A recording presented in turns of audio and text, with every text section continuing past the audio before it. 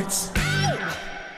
Back for a limited time only, it's Firehouse Subs Barbecue Cuban Sub featuring slow-smoked pulled pork, honey ham, melted Swiss, golden mustard barbecue sauce, chipotle slaw, and spicy pickle chips, all on a toasted sub roll. It's Southern roots with a Cuban twist. Try the Barbecue Cuban Sub at Firehouse Subs today. They make their subs differently because their subs can make a difference every day. At Firehouse Subs, a portion of every purchase helps provide much-needed life-saving equipment to first responders across the country. Firehouse Subs. Enjoy more subs, save more lives.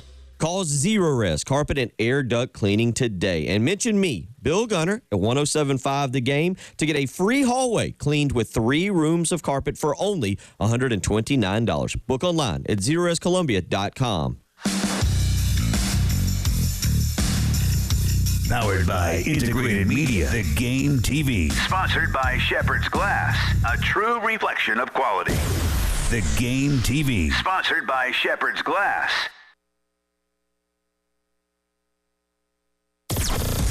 WNKT FM, Eastover, Columbia. The home of the national champion, Gamecocks women's basketball team. Congrats, y'all. A Cumulus media station. The Postgame Show with Jay Phillips and Elijah Campbell. On your home of the Gamecocks in Columbia, 107.5 The Game. Also heard on 100.3 The Game in Myrtle Beach and 100.5 The Game in Florence.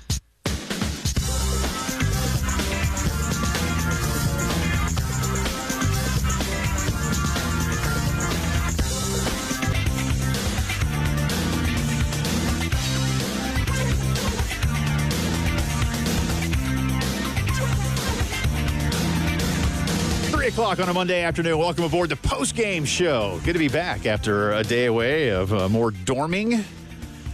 Is that what I call it, Mr. Campbell? Is that a fair way to put that? I don't know if dorming has ever been used as a verb. I like to, that. I or like B, to used in that context. It might have dorm moving and stuff.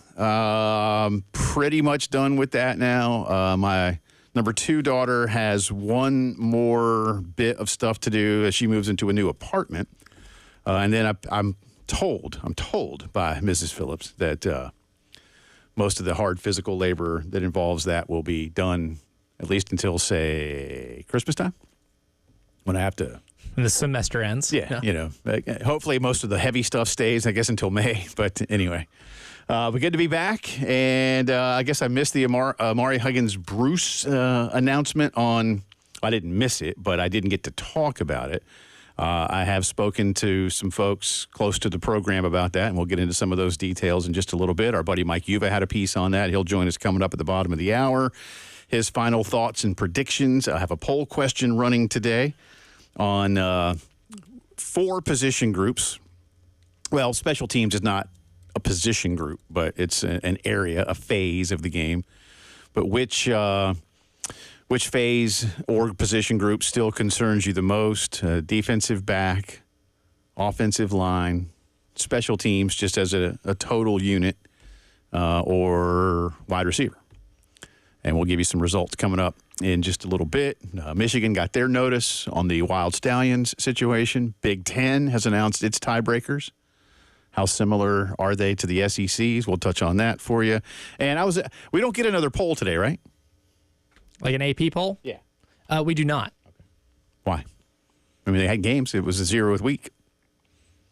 And there were multiple games. There were like 5 games. Why don't we get a poll? That's a good question. Who do we see? Well, it was the 0th week, which means it didn't really happen, I guess. Florida State would love that. They would. For week 0 to be counting as a preseason game. Oh. Did you see? But it definitely counts. Did you happen to see? I know you're not a Nashvilleian anymore, but I was going to say fellow Nashvilleian. But anyway, Josh Pate say, hey, even if it's in another country, it still counts. It still counts, yeah. Now, the funny thing, if they do end up, getting it together, running the table, and end up having a case for, making the college football playoff, they can always present to the committee, say, hey, look, we are like 10-1 in the North American continent. Yeah. You can frame it that way. You can definitely frame it that way. Look, I'm not gonna sugarcoat it with you, my wonderful audience. I was pulling for Georgia Tech. I don't always pull. In fact, I rarely pull other than for my own teams, right?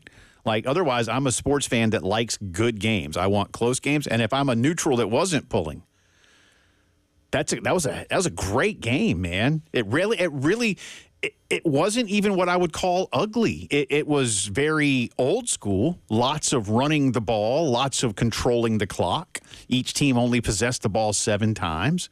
But I for a first game of the season, thousands of miles from home, it was a good football game, I thought. Incredibly entertaining. Not a great game, but I don't think you should have expected great right away. But in terms of the excitement, but I'm not going to lie, as the game wore on, I was really pulling for Georgia Tech. I was.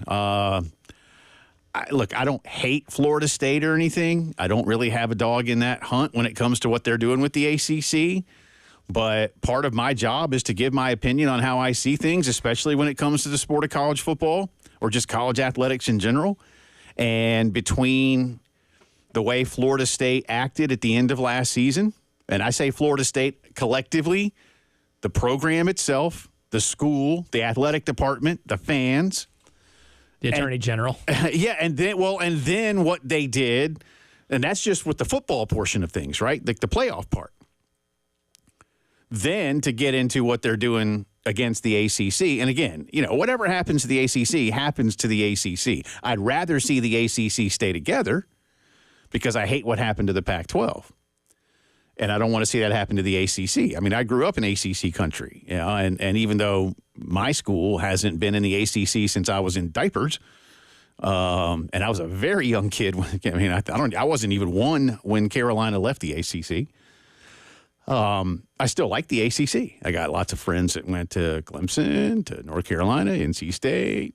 I didn't like it when Maryland left. Anyway, but I was kind of, I'm not going to lie, man. I was kind of glad Georgia Tech won. And at least for a day or two, a week, I don't want to say put Florida State in their place, right? That's not what it's about. But just, all right, y'all pipe down. Enough's enough for now. So we'll get into more of that game for you coming up in just a little bit. But whenever there's a new poll, I guess Florida State, look, Florida State has Boston College a week from tonight. So I guess we'll have to wait for a new poll to come out on Tuesday. But good win for Georgia Tech. Way to go. That was a lot of fun. We'll touch on more of that in detail coming up in just a bit. We do await the release of a South Carolina depth chart. I know I'm starting to become. I was going to say patiently, but I'm not. This is not patient anymore. Well, I've lost it. Our buddy Hale McGranahan of the Big Spur is about ready to start throwing stuff. It would seem based on his Twitter feed. I'm gonna look that up. He's not like angry, but I think he's getting very impatient. Yes, he's not. I'll put myself in that category too. Yeah. I don't know if Coach Beamer and Steve Fink are just having fun. And remember, I want to say this. The depth chart isn't just for the media. The media. I mean, we are a conduit to you, the fan. And I think you, the fan, are also ready to see the depth chart. Mm-hmm. Right? There are some questions. Even if we're going to get a lot of oars, like we're PJ Fleck and asking you to row the boat, there's going to be oars all over that depth chart. Yes. It'd still be nice to have it. It would.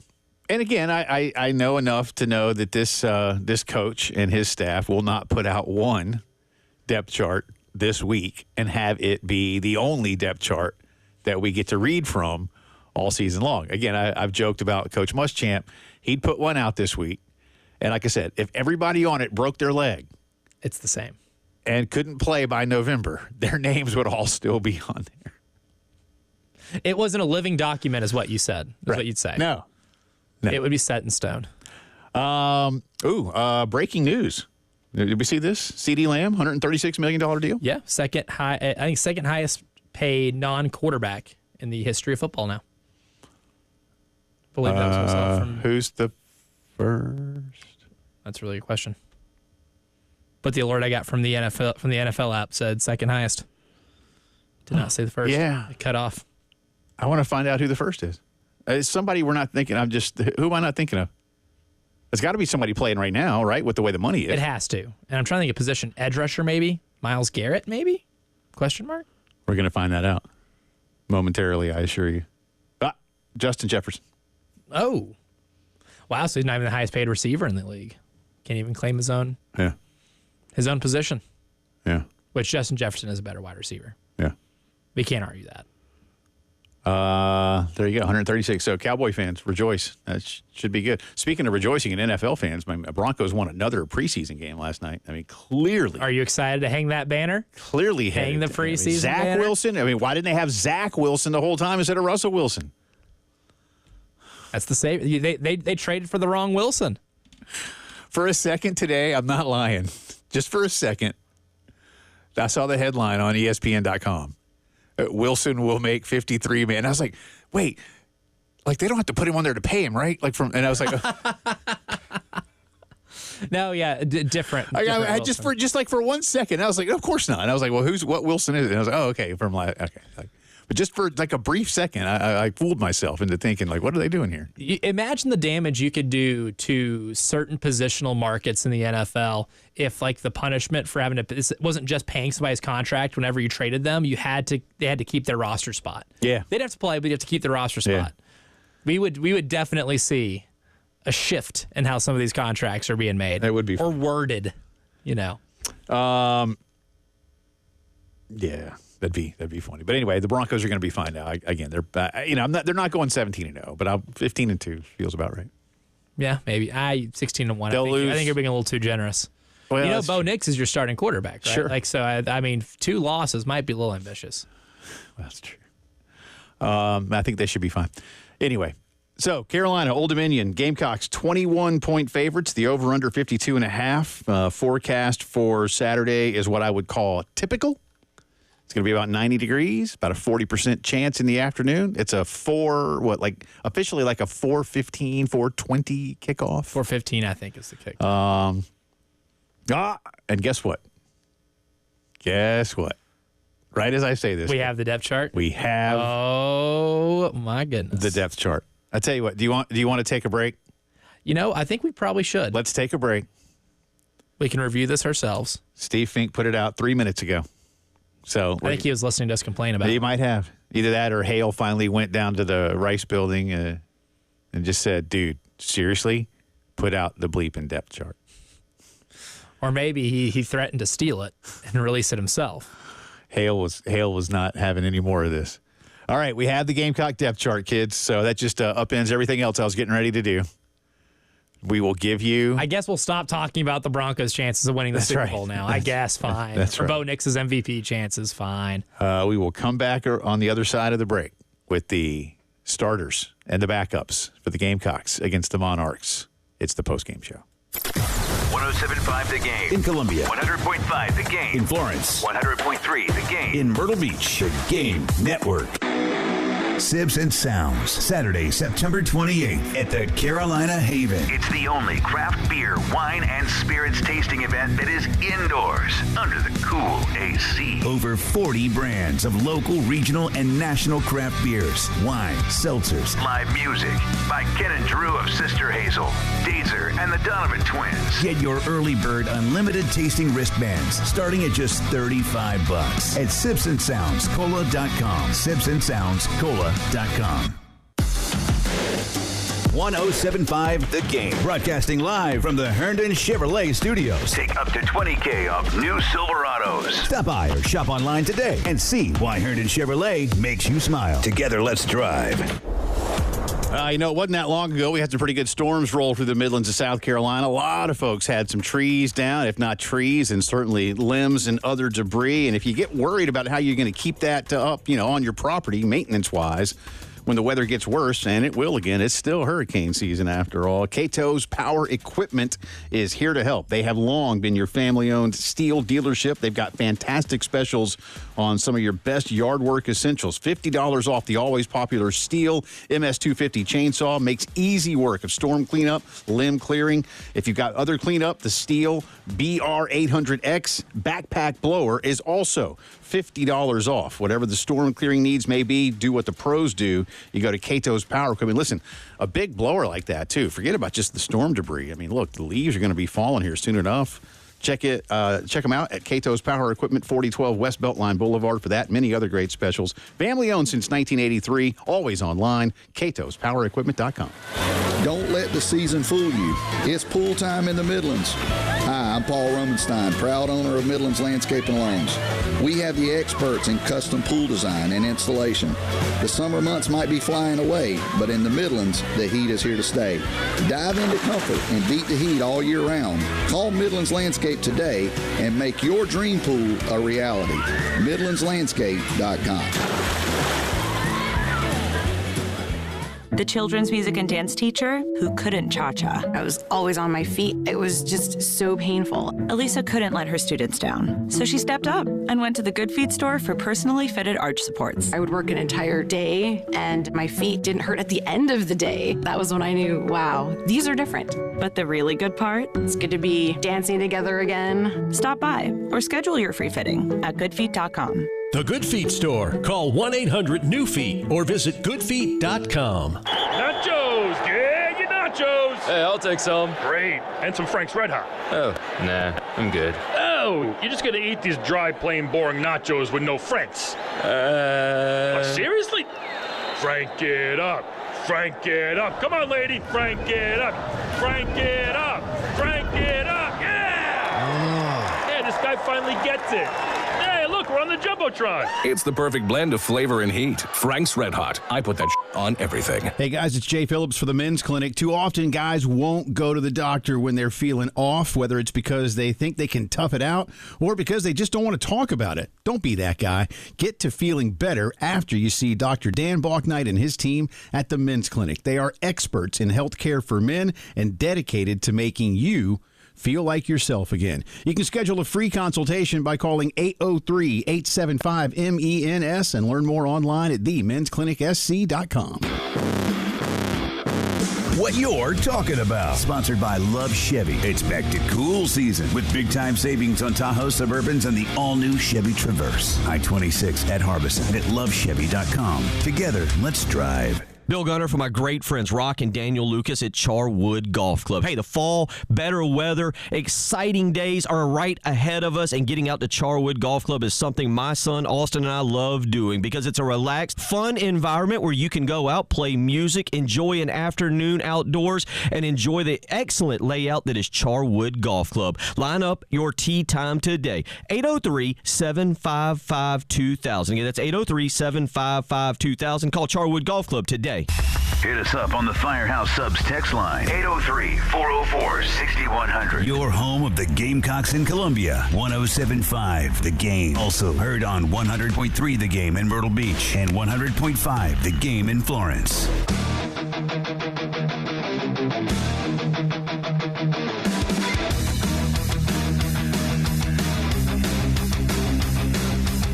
The Postgame Show with Jay Phillips and Elijah Campbell. On your home of the Gamecocks in Columbia, 107.5 The Game. Also heard on 100.3 The Game in Myrtle Beach and 100.5 The Game in Florence.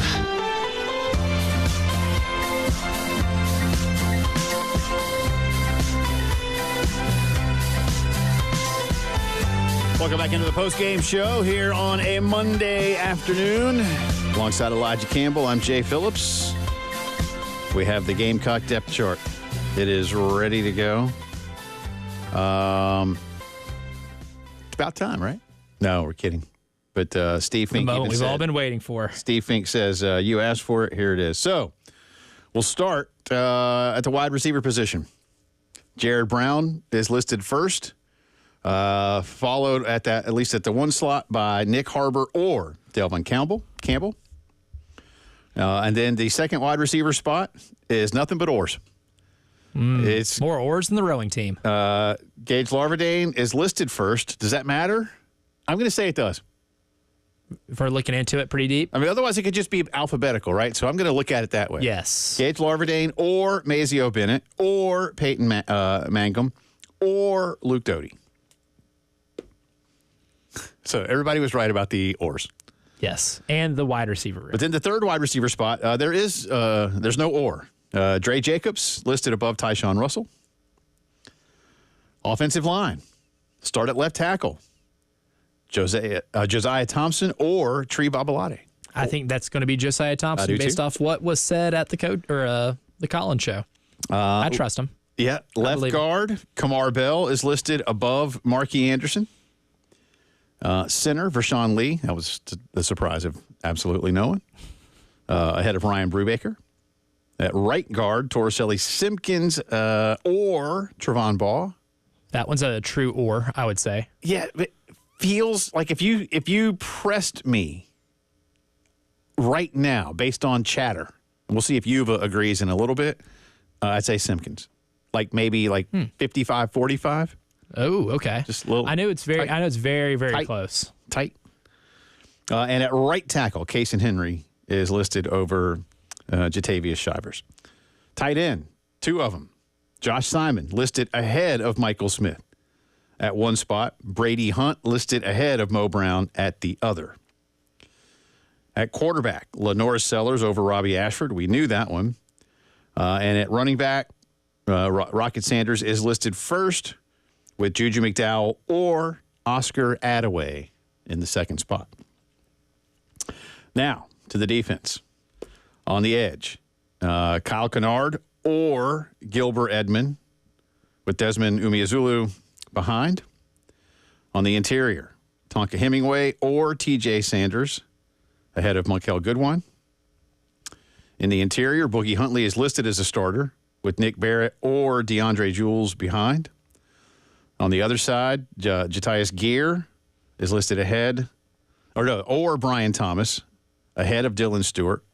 All three are going to play, and Dylan Stewart may work his way into that one. That's the thing about the edge position and defensive line. They rotate in and out so much that I don't think it really matters as much as it would. Who finishes? Is that a better question? Maybe. I Yeah. don't know. I mean, that one's less dramatic, I would say.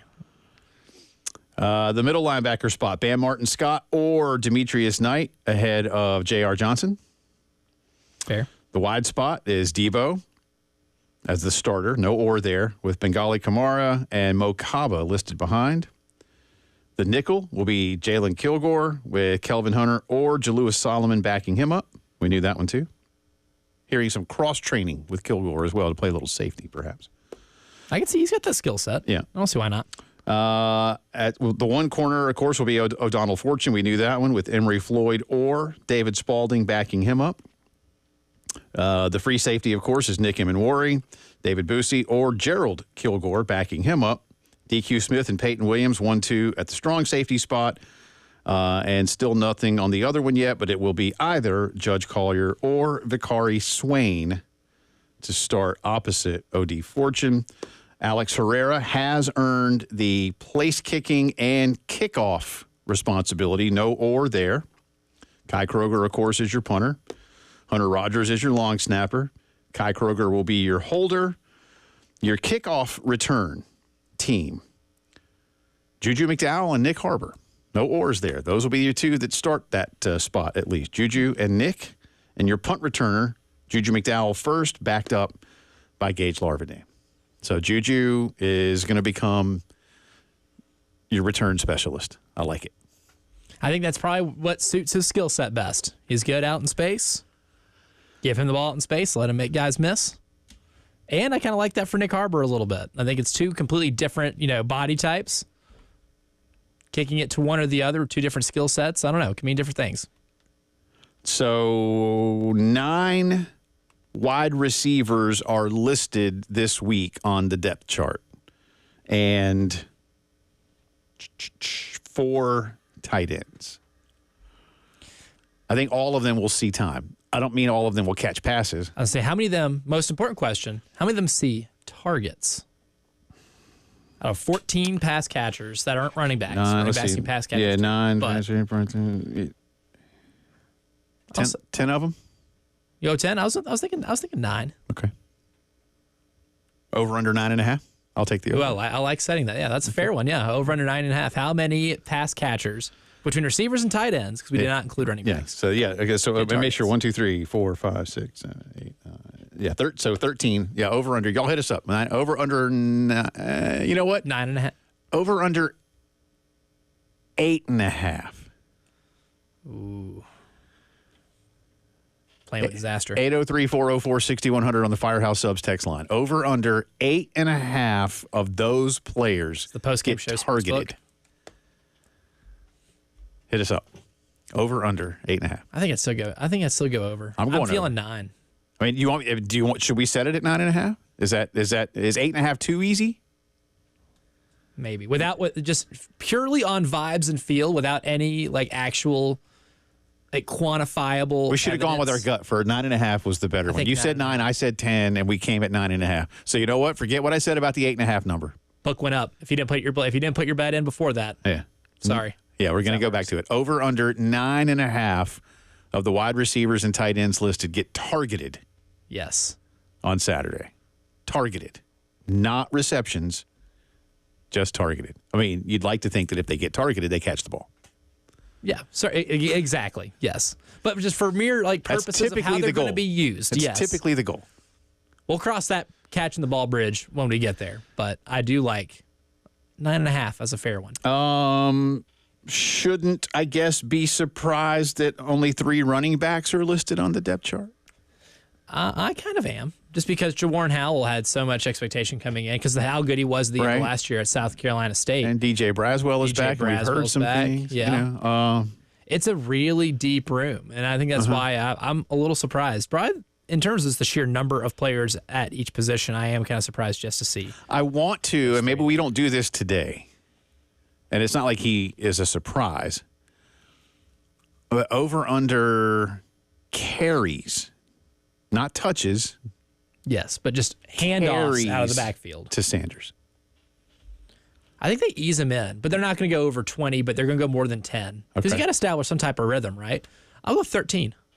All right, well, then we got to, so I was going to say, is 14.5 a good over-under number? I like that, yeah.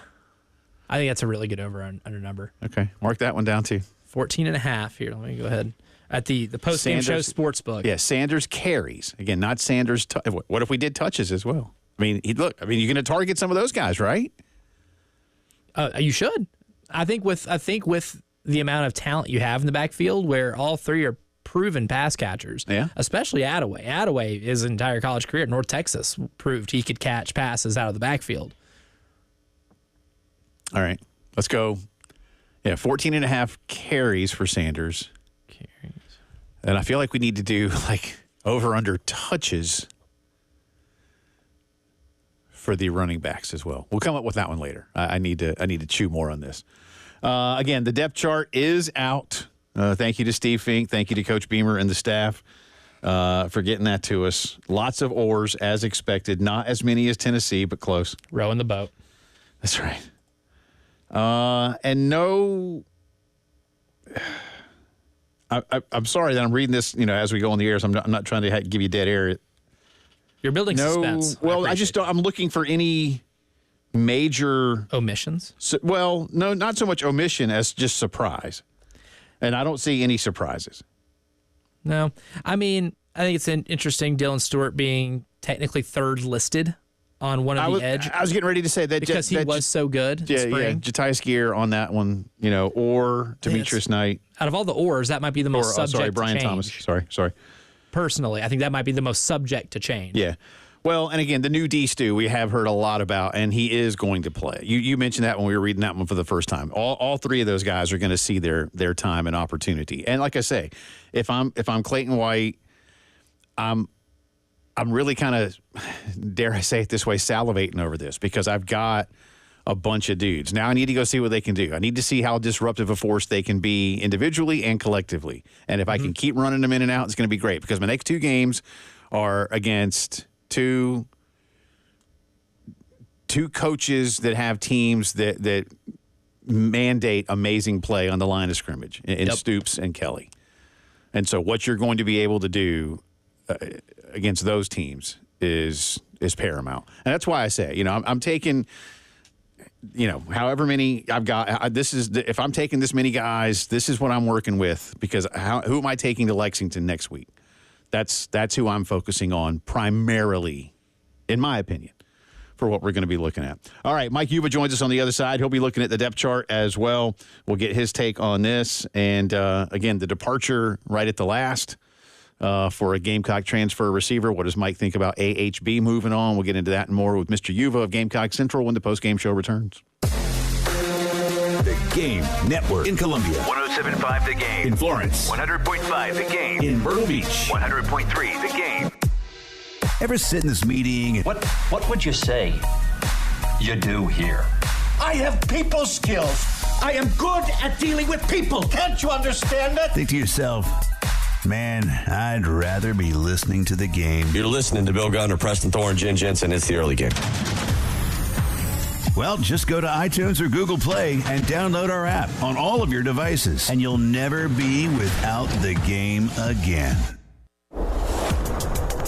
Nothing like saving money while you manage your money, and that's what Palmetto Citizens Federal Credit Union can help you do. Listen, everything the big banks do, they can do at Palmetto Citizens, all right? Your regular checking and savings account, of course, a new credit card, a car loan, mortgage, equity lines, student loans, money for other things that you may need around the house or for the family. They're doing it all for you. And because they don't pay shareholders, right? They return earnings back to their members in the form of lower rates and fewer fees. So whatever it is when it comes to your banking needs, visit palmettocitizens.org and find out how they can make your life a lot simpler and keep more money in your pocket. My wife and I are members. We love what they do for us. We use the Millwood branch not too far from our house. They got 14 locations all around town. A lot of great folks in there. And again, a really updated website to help you out with all of your banking needs and more. Check them out, palmettocitizens.org. Carolina Honda Powerhouse is your local Honda ATV, side-by-side, and motorcycle superstore. Hunters, now's the time to upgrade to a new Honda ATV or side-by-side and get free gear. Right now, buy a Honda Pioneer 700 or 1000 side-by-side and get a free top and windshield. Need an ATV? Get a free winch with the purchase of a new full-size Honda ATV. On-road or off-road, all roads lead to Carolina Honda Powerhouse. Exit 70 off I-20 and turn by the Flying J. CarolinaHonda.com. Shepherd's Glass has provided commercial, residential, and auto glass installation, repair, and replacement to Columbia for over 50 years. Large retail storefronts, auto, custom shower enclosures, and mirrors for that remodeling or new construction project. Visit shepherdsglass.com to see and learn more. Now with 2 locations on Platte Springs Road in West Columbia and Chapin at 855 Chapin Road. shepherdsglass.com. Shepherd's Glass. Shepherd's Glass, a true reflection of quality.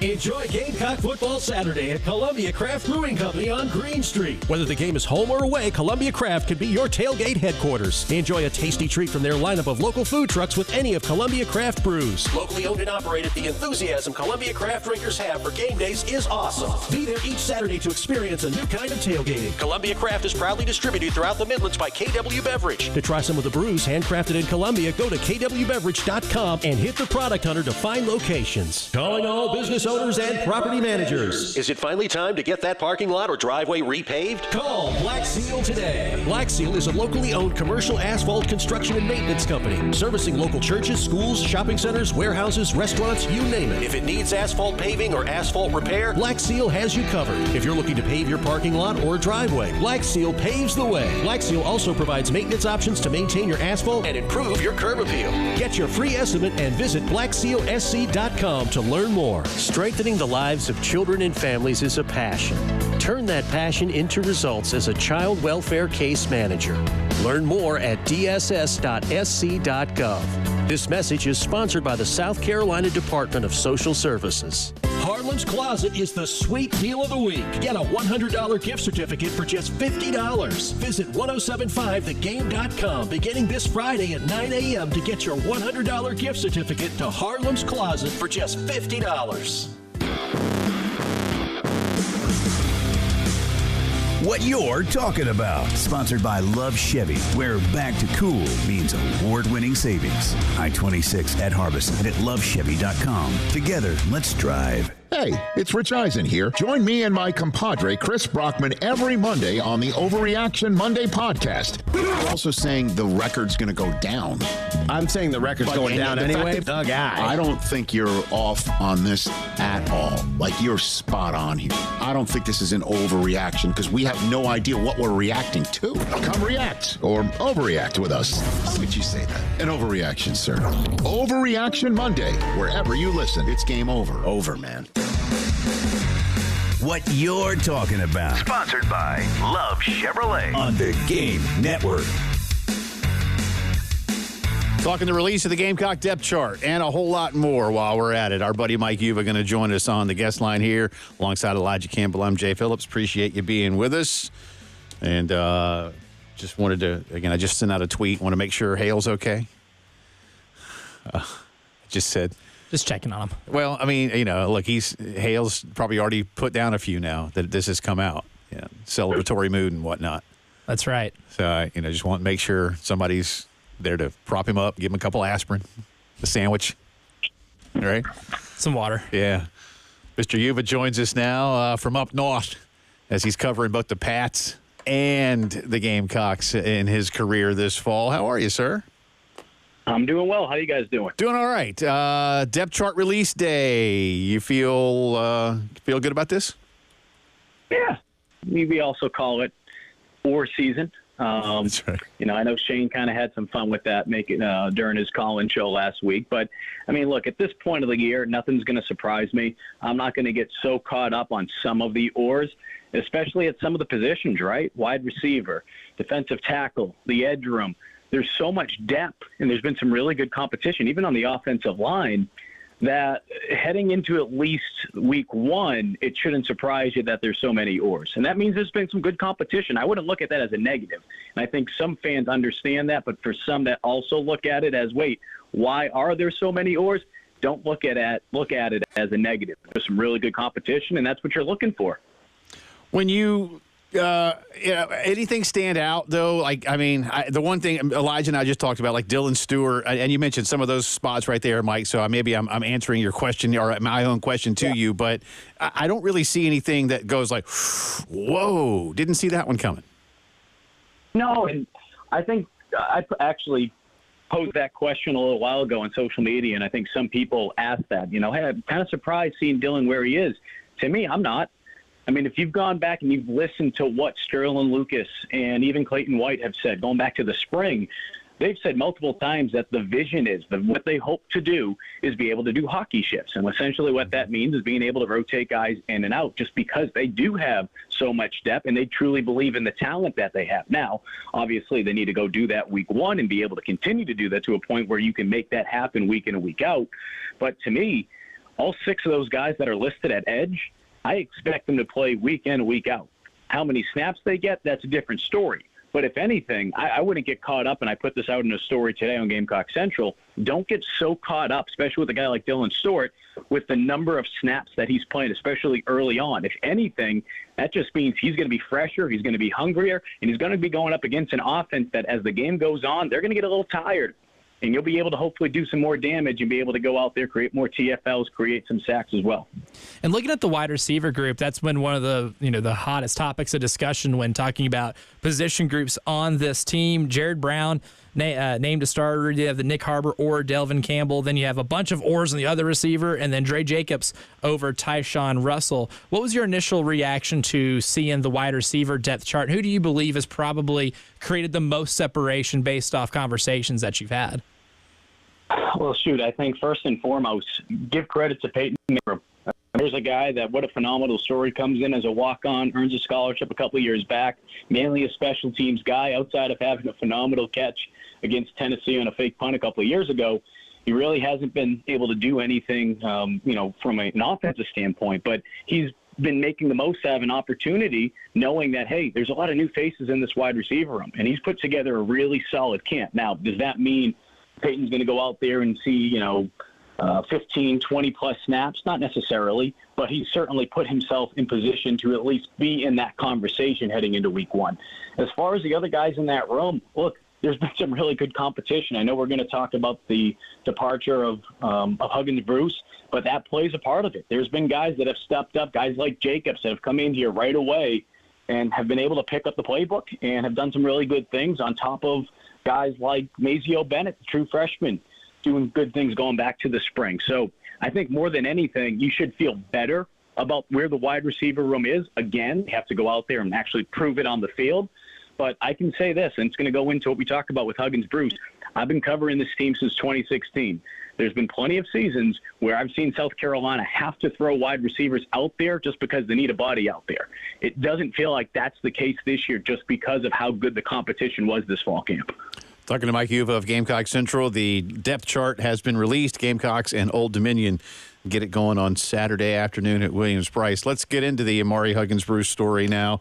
You and I texted each other earlier this morning. We've both spoken to people close to the program. There's some real disappointment that borders on anger here, and maybe even, Mike, my word, some slight incredulity. Competition is part of this sport. You have 100 kids trying to filter their way into really 40-something spots when you think of it in terms of a two-deep or something like that. Obviously, it's a little bit different at wide receiver. What more have you learned about AHB's departure? Listen, when kids aren't going to play, you want to leave, but to quit, 9 days before the season, that's a little more rare. Yeah, I put a story out a couple days ago about some of the things that I've been able to gather, and certainly more information has come out. My colleague Chris Clark did a phenomenal job adding to it on Gamecock Central. But what it came down to was a guy that came in here, transferred in, and he expected to be higher up on the depth chart than what he was going to be heading into week one, to a point where, from some of the conversations I've had with people inside that building, I mean, he was told that he was going to be working with the scout team to start the year. So never mind the fact of trying to get in one of those top 6 spots. Doesn't even sound like he was in the top 8, at least heading into week one. Now, does that mean he would have stayed there all season? No. And, from knowing Shane Beamer and getting to know that coaching staff, just like with any position, they're going to give you multiple opportunities to be able to improve where you are in the depth chart throughout the season. What you are heading into week one does not mean where you're going to be heading into even week 2, for crying out loud. But you had a young man that came in here. I understand that he only had 1 year of eligibility left. He wants to be able to see the field, and he didn't feel like he was going to be able to get the number of snaps or be able to play in a position that he thought he was going to play. Now, here's the frustrating part, and I put this out there the other day, and I didn't want to get too deep into it with the details, and I'll try to hold back a little bit here. South Carolina did give him an NIL package, but for what you would typically pay a veteran transfer to come into the program, South Carolina did not overpay, from everything that I have been told. They paid him low 5 figures. Again, I'm not going to get into the specifics. The unfortunate reality is the majority of that money South Carolina won't be retaining. So I understand that there's going to be some frustration from this fan base, and I totally get that.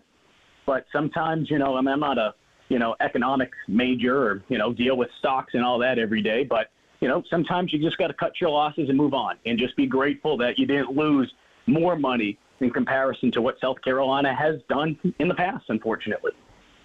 And then going back to the defensive side of the ball as well, the talk of this defense is that the defensive line and linebacking unit, but the one question mark was the opposite cornerback, opposite of O'Donnell Fortune, and looks like we have Judge Collier and Vicari Swain with Emery Floyd being behind O'Donnell Fortune on the depth chart. But what do you think about this defensive back unit right now and how that cornerback position battle has kind of played out over camp and exactly what you expect from them given how deep the rest of this defense is?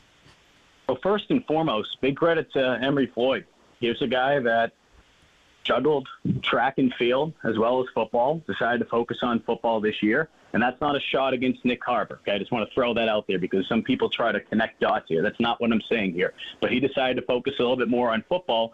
And guess what? Now he's been in the mix to be able to see the playing field. Now, how much he sees week one, how much he sees week 2, and whatever, that's still to be seen. I think, honestly, though, it's not going to surprise me to see Judge Collier out there to start the season simply because he does have that experience, especially as a starter, going back to last year when O.D. Fortune missed some of those games, especially starting in games because of suspension. So I think we're going to see Judge out there. That would be just my gut feeling, but I expect all three players, especially Judge and Bakari, to see a good amount of playing time this week against ODU.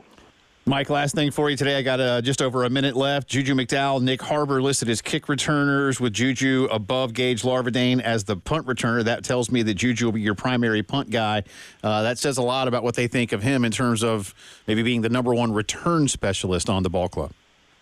No, I like it. I like getting Juju out there, finding a way to get him the ball in his hands. I mean, he's a very talented guy. We saw what he did his freshman year. Now, unfortunately, when you're that size from a running back standpoint, you can only take so many hits, especially when you're running between the tackles. You look at Nick Harbor, I understand people are going to be like, well, that's not smart. We're going to get him hurt. With the competition, again, at that wide receiver position, who knows what Nick's role is going to be. I know some people wanted to see him maybe be one of the top two, if not top three receiver on the team. He doesn't necessarily have to be that based on how things played out this fall camp with other wide receivers in that room. Having said that, he's really talented. He's really friggin' fast. And if you feel like you can find a way to get him on the field, especially if he might not play, X amount of snaps on offense, then get him on the field because it makes no sense just leaving him on the sideline or not being able to get him the ball as much. And this is just another way of, Beamer's talked about in the past, finding ways to get the ball into your best player's hands. And if you do that on special teams, so be it. And certainly he has the speed to be able to break a couple long returns, and certainly Juju has proven that as well when he's had the ball going back to his freshman year. Good stuff as always, sir. Appreciate you. We'll check in again real soon. All right. Take care, guys. That's our buddy Mike Uva, Mike_Uva, UVA, to follow along on Twitter. More on what he had to say, more on the depth chart as the postgame show rolls on. From the Midlands to the PD to the beach. The Game Network. Powered by Integrated Media, The Game TV. Sponsored by Shepherd's Glass, a true reflection of quality. The Game TV.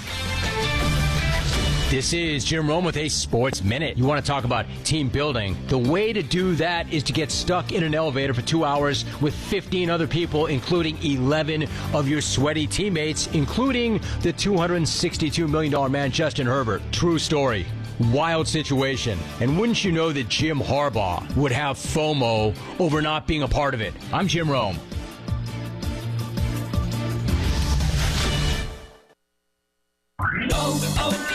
O'Reilly. Need a little help? O'Reilly Auto Parts can help. Need advice? We've got advice. No matter what you need, we have thousands of professional parts people doing their part to make sure you have it. Exceptional customer service. Just one part that makes O'Reilly stand apart. The professional parts people. O'Reilly Auto Parts. Guess what, people? Wendy's has new saucy nugs. You heard me. Wendy's nugs now come in 7 saucy flavors. Buffalo, honey barbecue, garlic parm, spicy ghost pepper. You can literally hear your taste buds after every bite. I'm serious. Listen to mine. Okay, that's just me playing with sound effects, but you got the idea. For a whole new way to nug, gotta be Wendy's. Hey guys, it's Preston Thorne for your broker, my broker, Benji Getzi at Buford Lending. Buford Lending is a true mortgage broker offering the widest variety of government mortgage programs and the best mortgage experience for clients through its state-of-the-art technology and record low interest rates. Their goal is to make your next mortgage experience a closing easier, cheaper, faster, and friendlier. Whatever you do, don't wait. Shop and lock your rate today with Buford Lending. Don't go to Wall Street. The rates are better on Bay Street. Online at Buford.mortgage. Do you have sagging, soft, or bouncy floors in your home? Well, this could be a sign of rotten wood caused by moisture in your crawl space. Damaged wood in your crawl space can affect your home's foundation, and that can affect your home's value, and nobody wants that. Say goodbye to sagging floors and hello to a stable foundation. Contact Canty today for your free inspection at 803-424-8380 or visit CantyCanFixIt.com. O'Reilly Don't miss out on summer brake deals at O'Reilly Auto Parts. Right now, get 15% off a set of Brake Best Select, Select Pro, or Import Direct brake pads and 2 rotors. Restore quality braking and improve stopping performance with parts and advice from the professional parts people. Save money now when you visit O'Reilly Auto Parts or O'ReillyAuto.com. O'Reilly Auto Parts. Is this house a good price compared to others in the area? Are prices going up or down? If I don't make an offer right this very moment, will I miss my chance? These are just some of the questions a home buyer might ask. And these are the sorts of questions an agent who is a realtor can help answer. Because realtors have the expertise, data, and access to specialty training to help you navigate the process of buying a home. They provide support, guidance, and have your back every step of the way. That's what realtors do, because that's who we are. Realtors are members of the National Association of Realtors.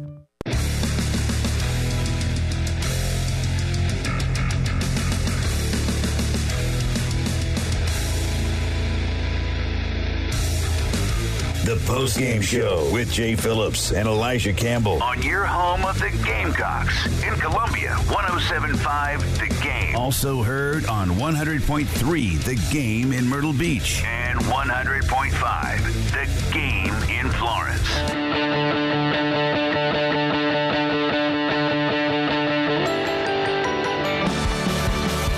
11 minutes in front of 4 o'clock on this Monday afternoon. Welcome back into the post-game show. Jay, Elijah with you. Thanks again to our buddy Mike Yuva for joining us. Gamecock depth chart is out. If you've just tuned in, we'll be going over that a couple more times throughout the course of the afternoon, I promise you. Want to stick with just a second on the Amari Huggins-Bruce departure from the other day. Yours truly was not on the air Friday. This came down on Thursday. And I know that Elijah and Mike talked about it on Friday while I was out. But I did do some digging on, just what the vibe was. And like I said, if I, for lack of a better term, try to read between the lines, the disappointment is like an angry disappointment. And it just, look, I'm going to call it as I see it based on what I've been told and then how it looks. He quit. He quit on the team. I can't tell you what he was told in any kind of recruiting pitch. I wasn't there. But based on what we all know, and those of us who follow this, Chris had a piece on this, others have had, Mike's had a piece on this. Shane isn't going to ever go to anybody. I think there might be one exception. His name was Spencer Rattler. And say, you will start or you will be high up on the depth chart. You got nothing to worry about. You got nothing to compete for. Promises. Yeah. You need promises. And even with Spencer, I imagine he never said with 100% certainty, don't you, but again, there can be exceptions to rules. You all see the point I'm making here. And then so we have to speculate, right? Was Amari in his own mind thinking, well, hey, look, they need me here, and they've already paid me. I came from what you might describe as a similar type program. I think South Carolina is going to be looked at program-wise as a better overall program than Louisville. But there have been times when Louisville's been better than South Carolina. You put South Carolina in the ACC and Louisville in the SEC. Swap conferences, right? Then I think we'll think of them pretty similarly. Yeah, in terms of where they stack up in the pecking order, right? And that's kind of the point I'm making. Yeah, thank you. So did he say to himself, "I'm good"? And if so, by practice number, I don't know, Elijah, 5, 8, 10, do you not maybe look around and go, uh-oh? Maybe I'm not where I think I was. Or was there just a feeling of, doesn't matter. Again, I'm not saying that's what it is. I don't know. But you and I were just talking off air. Your offensive coordinator is a longtime NFL dude. Your position coach is a longtime NFL dude. That's how they're going to treat it. There's no, hey, buddy, Look at you. Yeah, oh no, you're good. You're good. Hey, you don't have to bust your butt and run those routes hard. You don't have to pay attention too much in the film room. You're gold. Nah. It's are you getting better every day kind of a thing. And look, I get disappointment. I genuinely get that he's disappointed that he didn't make the depth chart and that he was told, and I've got it on some pretty decent authority, that he was told he's going to when he was told he was going to be on the scout team, he quit. He quit. Not all right. I'll earn my spot back, which I am also told he was told he could do. So I'm sure the coaching staff was every bit disappointed to put him on the scout team. I don't think they recruited him out of the transfer portal to put him on the scout team. No. Especially if they made an NIL investment in him. Right. Like Mike, you've alluded to. If you missed that, you can listen to it on the podcast page. But he did allude to there being a monetary investment in this young man, and you don't make that investment just to put him on the scout team. Put him on the scout team because you're disappointed with how he was playing in practice. And again, at that spot, there are 9 wide receivers listed this week. He's not one of them. Was he 10th, 11th, 12th? I don't know. Whatever it was, he wasn't happy with it. Right. And so you quit. And by the way, from what I've gathered, he has re-enrolled at Louisville. Now, he cannot play for Louisville. Transfer portal is closed. It does not open again until December. So he cannot play football. If he wants to go back to Louisville, that's cool, man. And again, you're disappointed in what you perceive as a lack of playing time, and you want to transfer, that's great. That's what it's for. It's what it's always been for. It's different now, but it's what it's always been for. But you don't quit 9 days before the season. Yeah. That says a lot more about you, not about your environment. Yeah. That's Certainly. my opinion. Yeah. Well, especially when they made the investment in you, because it does sound like an investment was made. Right. So, all the best, but it's a bad look. Depth chart is out. Florida State is mad.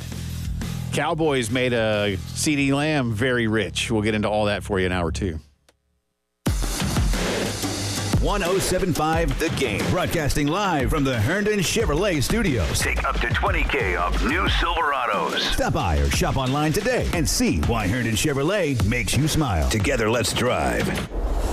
You know, for whatever reason, guys just sometimes don't want to go to the doctor if they're feeling off. Now, look, if you've really got to go to the doctor, then you'll go to the doctor. But if it's just like I don't need a doctor for that. You know what? You might. And if you do, then don't be the guy that says, I'll just tough it out and wait for it to go away. Instead, get to feeling better after you see Dr. Dan Balknight and his team at the Men's Clinic. They are experts in healthcare for men. They're dedicated to making you feel like yourself again, the way you want to, the way you used to. You'll get a one-on-one consultation with Dan. He'll ask you a lot of questions about what you do every single day, throughout the day. Figure out where those gaps might be and get you back on a path to feeling like you want to. Set up a free consultation at 803-875-MENS, 803-875-MENS, and learn more at themensclinicsc.com.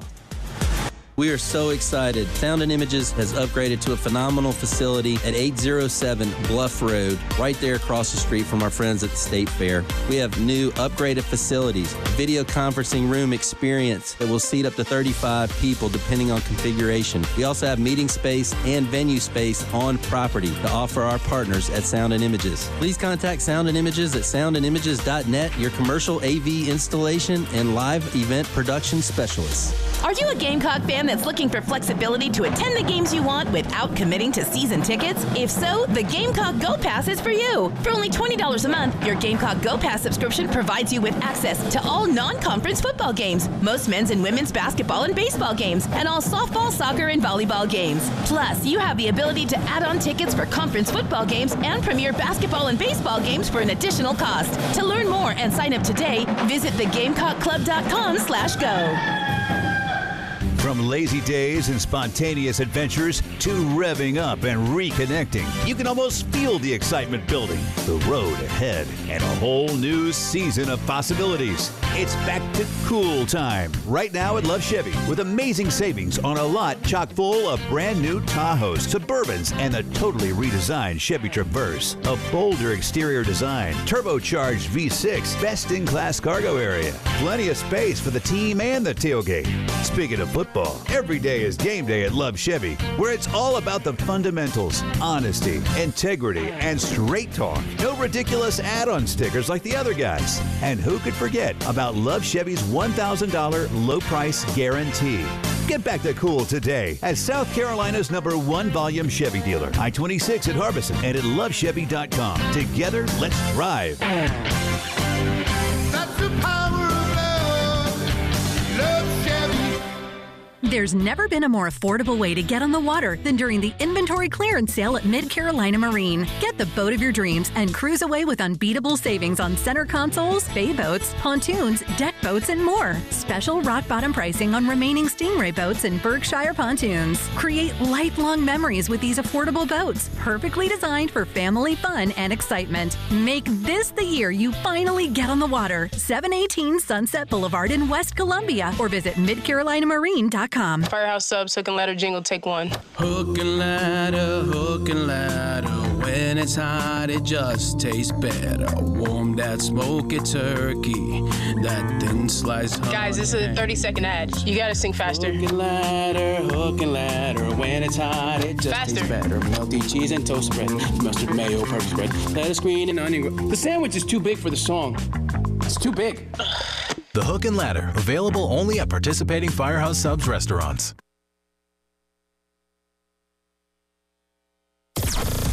WNKT-FM Eastover, Columbia. Congrats to the Gamecocks women on another national championship. A Cumulus media station.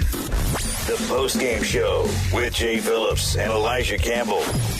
On your home of the Gamecocks in Columbia, 107.5 The Game. Also heard on 100.3 The Game in Myrtle Beach and 100.5 The Game in Florence.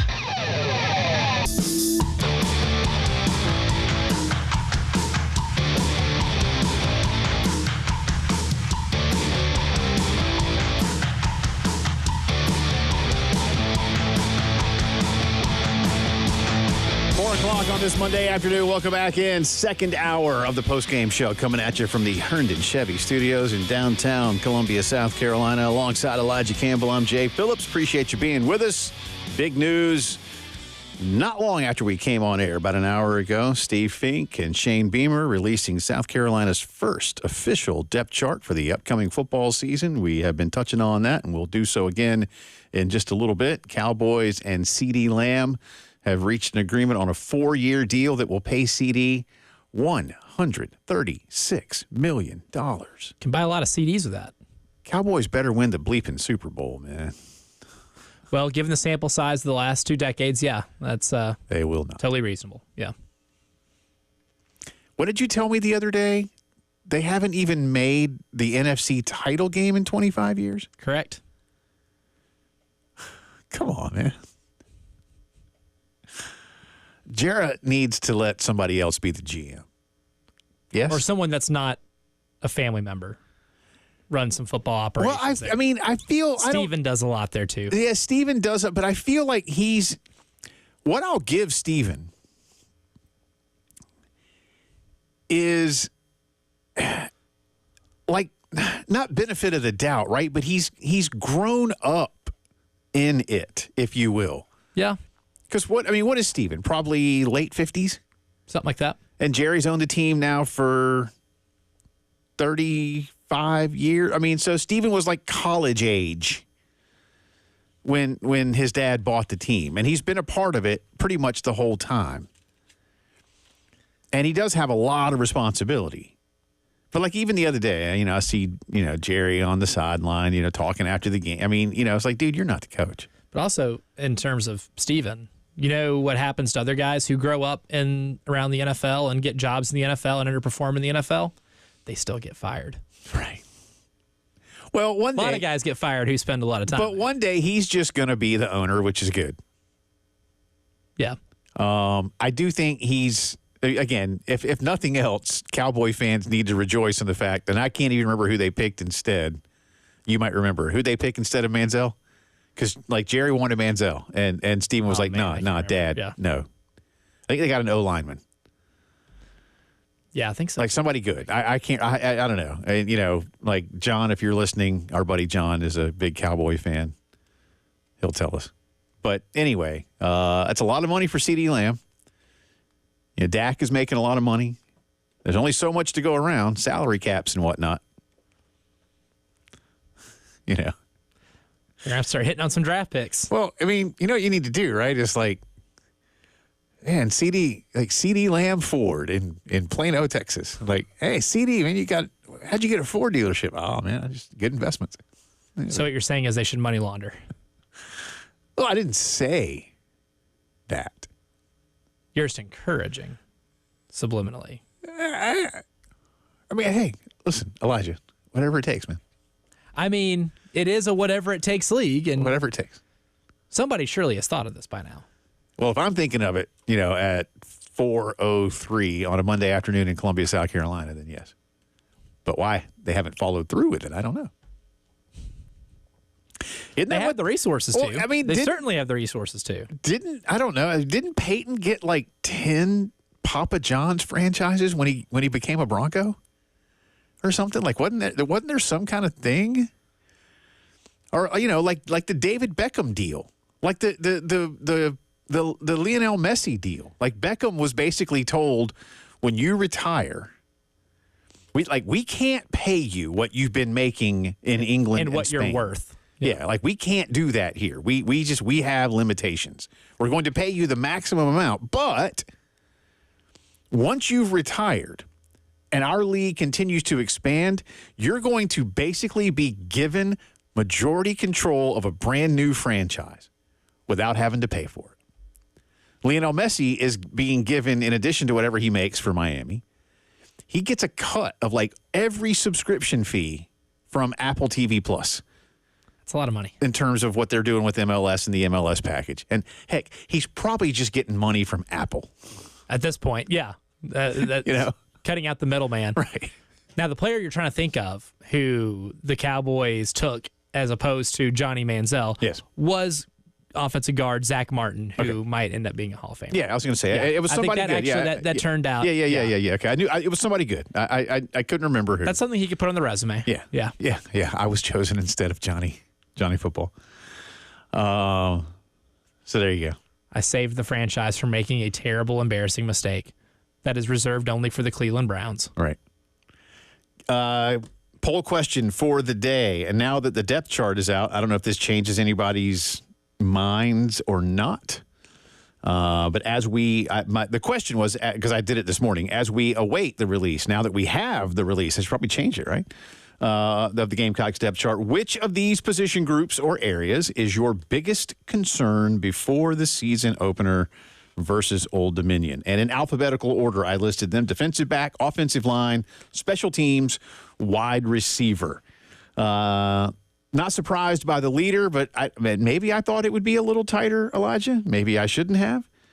58.3% of you say offensive line. That's a massive majority. 35.3 wide receiver, 3.6 defensive back, and just 2.9 with special teams. Maybe I thought the special teams would be a little higher, not like competing with OL or wide receiver, but because, you know, a return specialist is always somebody that you want to be dynamic and a guy who can really go make some plays for you, who's going to kick. You know, when you lose a guy like Mitch Jeter, who, again, transferred to Notre Dame, you know, Herrera they like, and he won the job. By the way, Juju will be the punt returner and kick returner. He's backed up at punt returner by Gage Larvadain, and he will be the co-kick returner with Nick Harbor. So, again, how many kicks they get to return, I don't know. You don't want to be kicked off to that often? You hope not. There's that. And a lot of kicks sail into and sometimes out of the end zone anyway. but punt return could be the bigger one. So They did regress. As a whole, as a special teams unit, you regressed. Kai Kroger regressed a little bit from somebody who was like a clear-cut All-American type punter. You didn't get a ton in the return game. Poor Lawyer Lisa had to wait until late November to give away that money for the special teams touchdown contest, all the way to the Vanderbilt game it took for a special teams score. Yeah, but here's the thing about Lawyer Lisa. Lisa's brilliant, and she's an estate planner. So that money was growing. Well, that's true. You know? Maybe she had a little bit of foresight to know that the special teams would regress a little bit to where it could grow a little bit. She plays savvy. chess. I play Cracker Barrel checkers on the front porch. That's what I do. That's right. So she makes the big bucks. Yeah. She's smart. So she had that money growing just to be. That's what you do. That's smart. That's what you do. But yeah, I'm not surprised with the offensive line running away with it, just because that was the whole story of the year. Yeah. So again, depth chart is out. And if you'd like to participate on the poll question, please do at Jay Phillips 1075. No real surprises. We've also talked about the Amari Huggins-Bruce departure. Again, he quit. That's the word that we're getting from around the program, is that he just up and quit on the team when told that he would be starting the season on the scout team, which, means you didn't do enough, even in a room with tons of unknowns, to get yourself put into one of 9 slots on the initial depth chart. And like I said, too, Elijah, I do wonder, we don't know this, but I do wonder how much the coaching staff is looking at who they've put on the depth chart today, who plays this Saturday, and how you do it in direct relation to who you are taking to Kentucky the following week. Because, as we have talked about all summer, probably since the spring, that game is massive for both schools. And the loser is already going to go gulp. And the winner feels a little bit better about themselves. Yeah, absolutely. And that's why it's going to be really interesting to see exactly if the game is a blowout in the second half, which as a 21-some-odd point favorite, you hope you're going to be, right? You hope you can be able to cover that spread a little bit. It's a fair expectation is to win this game by 3 touchdowns. But say you're accomplishing that. What exactly are we going to see on the field in the early fourth quarter if you're up 3 touchdowns, right? I'm kind of in the same boat as you, as I would like to see the starters play as much as possible. I know, you can get hurt doing anything. You can get hurt in practice, right? So, I understand being injury averse and risk averse when it comes to guys getting hurt, but I think reps are really, really important. Chemistry is incredibly important, and you've only been doing it against each other all camp long. I'd like to see, get a good preview of what you're going to see roster-wise and role-wise once you get to Kentucky and you have a little bit of a rhythm over the course of 4 whole quarters, because that Kentucky game, I have a fantastic feeling that it will come down to the last few minutes. I think those teams are incredibly evenly matched. Yeah. Kentucky's a little better from a roster standpoint, and it being at Kentucky is going to give them a little bit of an advantage, but I see no reason why you can't make that a one possession game in the last couple minutes. I'll be stunned, I suppose, if that game is anything other than tight. If it's really going wrong for one or the other, again, it's going to be shocking. Yeah, that may present a different set of challenges and concerns for that team that's on the wrong side of it. If that's the case. You mentioned real quick before we got plenty of other Gamecocks to get into. I want to hit something else here real fast. You just mentioned the spread. Carolina is giving ODU 21 points over under a 52.5. But I looked this morning just for yucks at the Akron Ohio State line, and I have tweeted about this. Do you know how many points Akron is getting? As of yesterday, it was 50.5. Yeah, well, I've got 49.5 this morning at ESPN Bet, but I have seen up to 50.5 as well. Regardless, so let's just call it 50. I'm really not even kidding when I ask you this question. Why are we playing a game like that in college football? I mean, seriously, what are we doing? Yeah, 50 points? I realize Ohio State may not cover that spread. But the fact that you can go into a game, and I don't care who schedules them in terms of administrators and such, TV execs, blah, blah, blah, blah, blah. All of them know what the spread's about. And all of them know how good bookmakers are at their jobs, by and large. Why are we doing this? 50 points? Well, because you're playing in a really tough conference now. I think that's why. I mean, if your conference is so tough and you have 1 billion teams in it, and you got to go to Oregon later this year, why would you make things harder on yourself? Well, you got to play Michigan. I don't know, man. And I'm not like that at that point. Like you're not really incentivized to schedule hard because you already have a tough league in its own. I get that. I do. I genuinely do. Because South Carolina's going to play Wofford this year, and they're going to be massive. Like everybody's got one of these games. I know, and I hate them. But I mean, 50. I mean, they're just in advance. This is a glorified exhibition, and the thing is, I mean, Carolina's going to see Akron. Now, Carolina will be. I mean, if Carolina's 21 over ODU, they might be about 21 over Akron. Yeah, Akron's not supposed to be very good. Well, I don't know, and I realize it's Ohio State, and I realize it's an in-state team. You know in advance. Somebody hit me today, and he was kidding around, like, whoa, what happens when Akron upsets Ohio State? I said, the only way that happens is if Ohio State forfeits. And again, I know the guy was kidding. Right. And I'm kidding too. But Ohio State is not going to lose the football game to Akron. And don't tell me, like, anything can happen. Yes, there's probably a better chance of Jurassic Park being real in terms of John Hammond and his team of scientists resurrecting dinosaurs on an island off of Costa Rica. Raptor-related injuries in this game. Then there is of Akron beating Ohio State. Okay? I mean, seriously. Yeah, probably. It's just not going to happen. But it's not going to be competitive. Again, just at this point, play an exhibition game. Let's just have an exhibition game. I tweeted out, Ohio State could have an intra-squad scrimmage and charge their fans to come to the Horseshoe and just give the money to Akron. That'd be more competitive. Like, then it wouldn't count. Then we're trying to fill schedules with games that count. Then give me a 30-point underdog, right? Something. Maybe. More on the Gamecock depth chart as the postgame show continues. 107.5 The Game. In Columbia. 100.5 The Game. In Florence. 100.3 The Game. In Myrtle Beach. The Game Network. Sibs and Sounds, Saturday, September 28th at the Carolina Haven. It's the only craft beer, wine, and spirits tasting event that is indoors under the cool AC. Over 40 brands of local, regional, and national craft beers, wine, seltzers. Live music by Ken and Drew of Sister Hazel, Dazer, and the Donovan Twins. Get your early bird unlimited tasting wristbands starting at just $35 at sibsandsoundscola.com. sibsandsoundscola.com. 107.5 The Game. Broadcasting live from the Herndon Chevrolet Studios. Take up to $20,000 off new Silverados. Stop by or shop online today and see why Herndon Chevrolet makes you smile. Together, let's drive.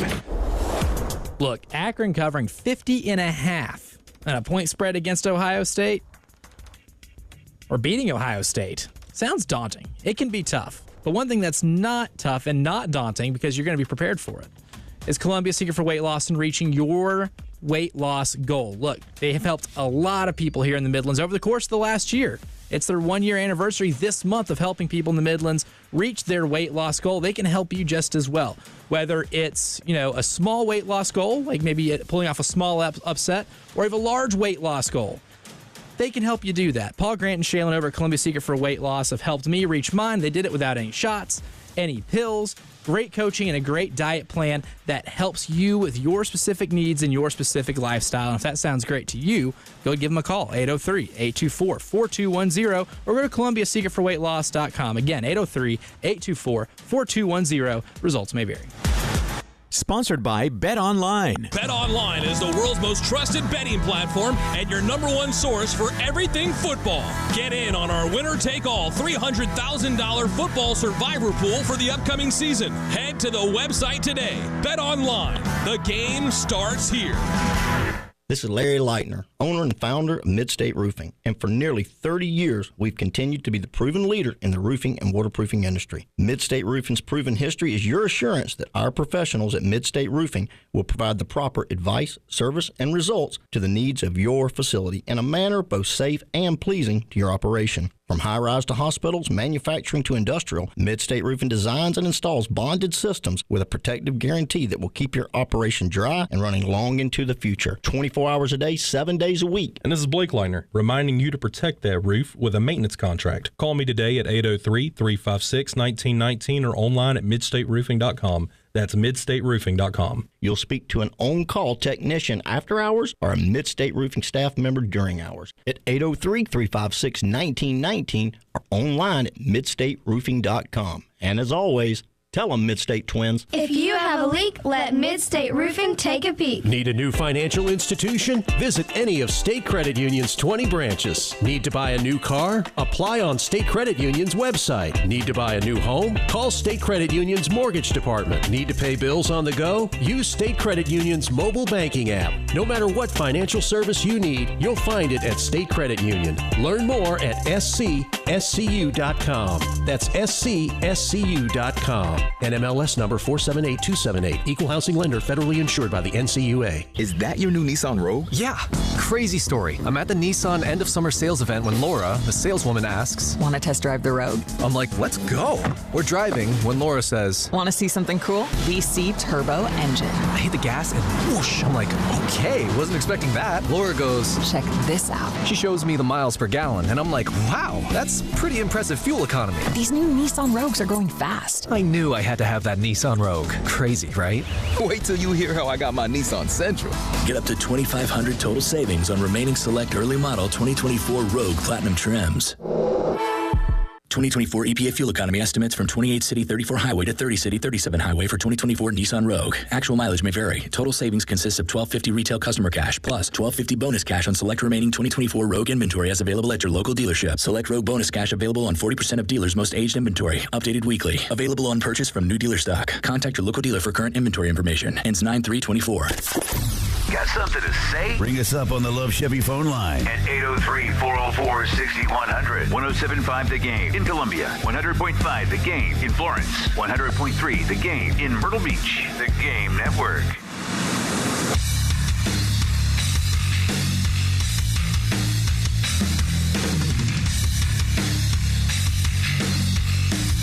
The Postgame Show with Jay Phillips and Elijah Campbell. On your home of the Gamecocks in Columbia, 107.5 The Game. Also heard on 100.3 The Game in Myrtle Beach. And 100.5 The Game in Florence. Ball just inside the left hash. Officially a 44-yard attempt. Brown on his feet. Here we go with 5 seconds left, tied at 21. Burr shrugs out the shoulders. He's ready. Set down for him. Booted up. It's tumbling. It's turning. It is good! At the horn! It ain't the luck of the Irish. It's the heart of the Jackets. And Georgia Tech knocks off number 10 Florida State. Final score, 24-21. A business trip, and the Yellow Jackets took care of business.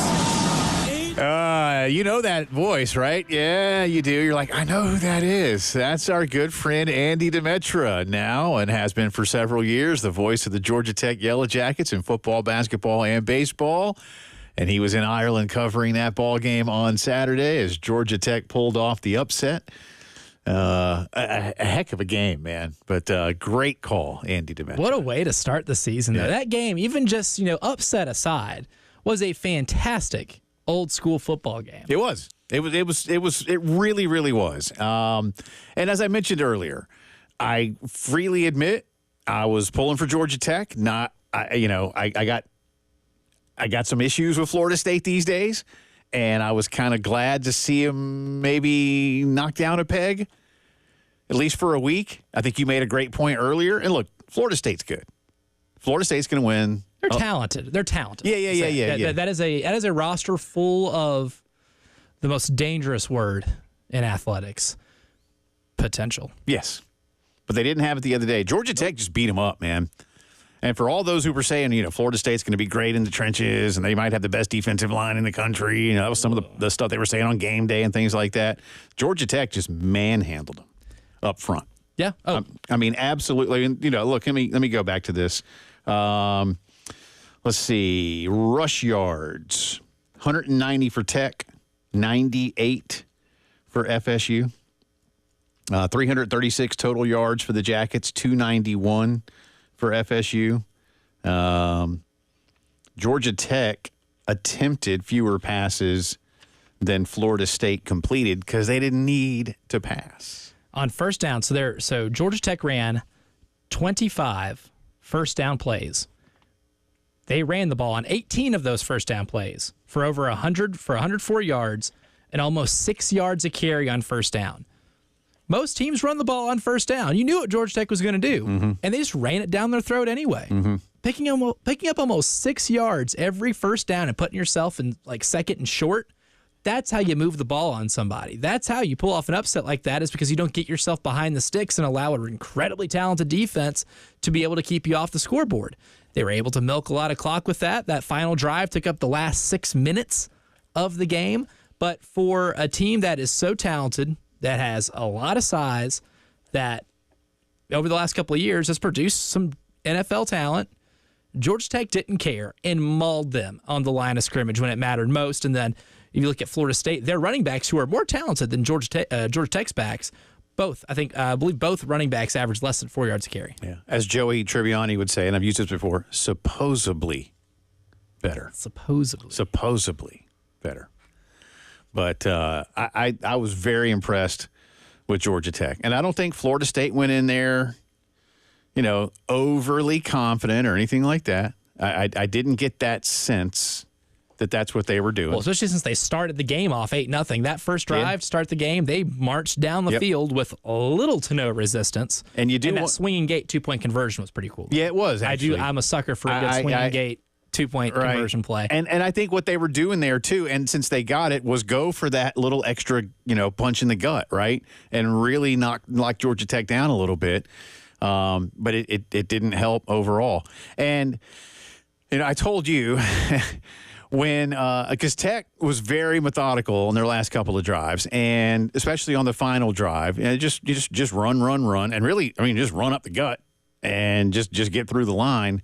But then when they had the muffed snap, and I thought, oh man, like this game, now it's because the dude's gonna have to kick a 60-yard field goal or something. And it's not going to go in, and Florida State will find a way to escape by the skin of their teeth in overtime or something like that. And then on the very next play, had like a 15-yard run, right? Something like that. I forget exactly how far it was, but it was a good pickup. They picked a lot of it. Yeah, they picked a lot. Almost all of it they got back. Like a screen pass, pretty much. And then and then they got another first down, and then just let the clock do what the clock does, man. I thought it was a great game, and like I said, with the way, like if you're a Florida State fan, I'm not trying to pick on you too much, just a little, right? But again, between and look, whether you like Florida State or not, if you think that Florida State had a real gripe at the end of last season, I get it. I really do. I think we said that a bunch on multiple shows. Mm-hmm. But you went about it really poorly. After a while, you got to understand it's an invitational, and you didn't get invited. Sorry, but that's with the thing about Florida State that's bugging people is that point. You know what you signed up for.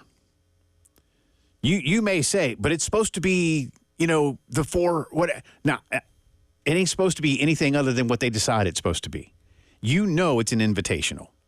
And by that same token, in principle, Elijah, well, if you knew you were going to go undefeated and snuck it in, I don't know if you sign up for it. I don't disagree with that. I don't know if that was in the terms and conditions. I don't disagree with that. But once you knew what was up, again, I get it. You had a gripe.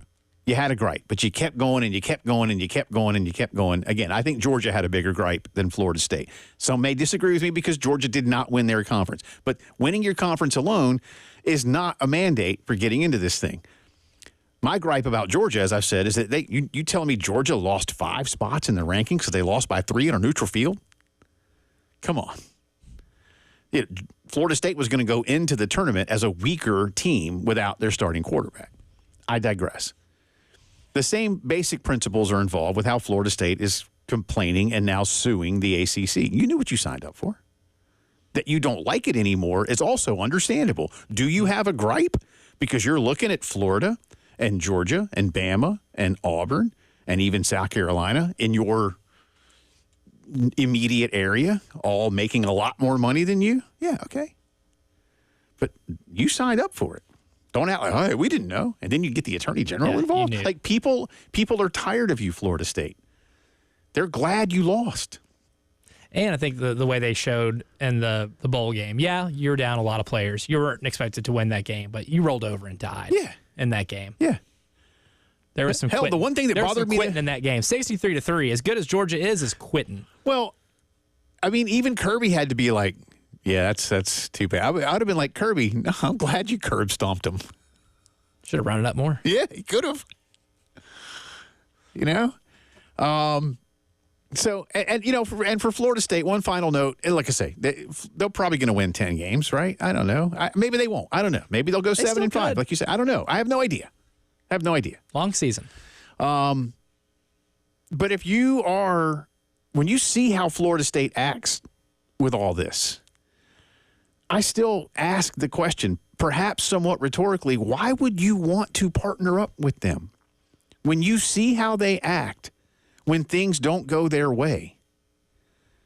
If you're the Southeastern Conference, the Big Ten Conference, even the Big 12 Conference, why would you want... They've shown you what they'll do. You think this is a one-off? Because I don't. I really don't. This is a big win for the ACC as a conference, though, with Georgia Tech beating them because obviously the two schools suing you think your conference isn't good enough to be a part of, and the team that's in the bottom end, projected to be at the bottom end of the league, just beat the team, or one of the two teams projected to win it. I guess the onus is on Clemson now to go try to beat Georgia and turn the tables a little bit, right? Yeah, well, good luck with that one. Yeah, that's a good, tough ask. You could have both. The two teams that you have projected to win your conference go 0-1 after start of season. I see Georgia minus 13.5. That's right. Is that right? Whew. It's a big spread. More on the Gamecock depth chart on the other side of the break. It's the postgame show. The Game Network in Columbia. 107.5 The Game. In Florence. 100.5 The Game. In Myrtle Beach. 100.3 The Game. Download the 107.5 The Game app and listen anywhere. The beach. The gym. And yes, even there. Go to iTunes or Google Play and snag the 107.5 The Game app. Listen, I told you I was going to get hot again because it does. That's what happens in South Carolina. You get that one little tease, late August, early September, and then it gets hot again for a month. That means you need to keep staying nice and comfortable. AAA Heating and Air is ready to help you out. Maybe you've hit a little bump in the road, right? 803-677-1500. Call AAA. Get one of their great technicians into the house for a quick repair to make sure everything is good. That happened to us a couple of weeks back. My guy Ray came in, made it all better, but maybe it's time for something brand new. Roy and Dana Finley offering you an incredible opportunity. No payments or interest for 12 months when you buy a new system in 2024. Not till the end of the year, for a full year, regardless of when you buy in 2024. Guaranteed financing, $1,500 system rebate, 15-year parts and labor guarantee. Never been a better time for a new system than right now. Call AAAtoday.com, 803-677-1500. Stay cool and comfortable with AAA Heating and Air. Call Lawyer Lisa. Experience the difference with Lawyer Lisa. Hi, this is Lisa Hosteller-Brown. Do you know the difference between a revocable trust and an irrevocable trust? The difference could easily save you hundreds of thousands of dollars in long-term care costs. Visit lawyerlisa.com to schedule a consultation today. Call Lawyer Lisa.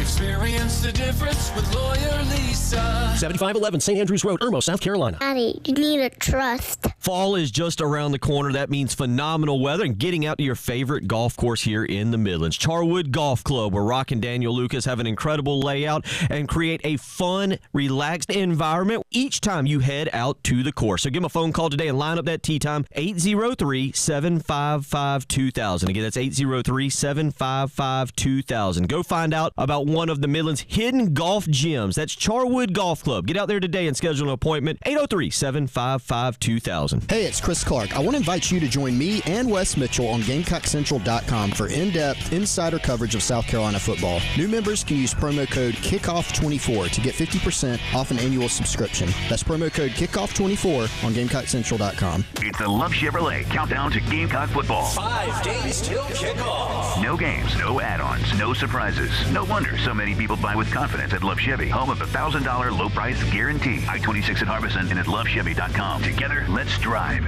How would you like to drive a new car with no payments for 3 full months? That's exactly what you can do when your car loan is with State Credit Union. Visit one of their 19 branches or their website for details. Apply for your new car loan online at scscu.com. That's scscu.com. Offer not available for internal refinances. Terms and conditions apply. Equal housing lender. Federally insured by the NCUA.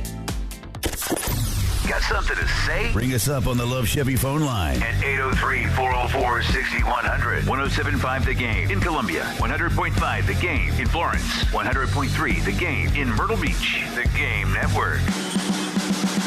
WIS-TV First Alert Traffic is sponsored by Wetzel's Automotive in West Columbia. Wetzel'sAuto.com.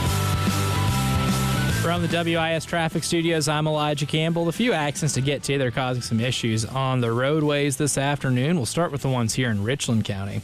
Got one at US 378 at I-77. Another one on Main Street near College Street. One on I-77 northbound at Percival Road near exit 15. Hardscrabble Road at Lee Road. And Harbison Boulevard at US 176 and Broad River Road. Lastly, we have one accident to get to in Lexington County. That one's going to be at Lee Park Road at US 378 and Sunset Boulevard, causing a minor traffic backup.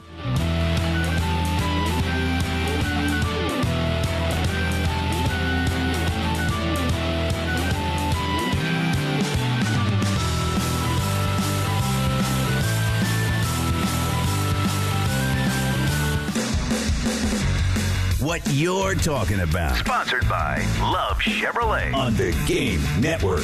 We are talking college football, y'all, because the season's here. It's week 1. No more of that 0th week crap from last week.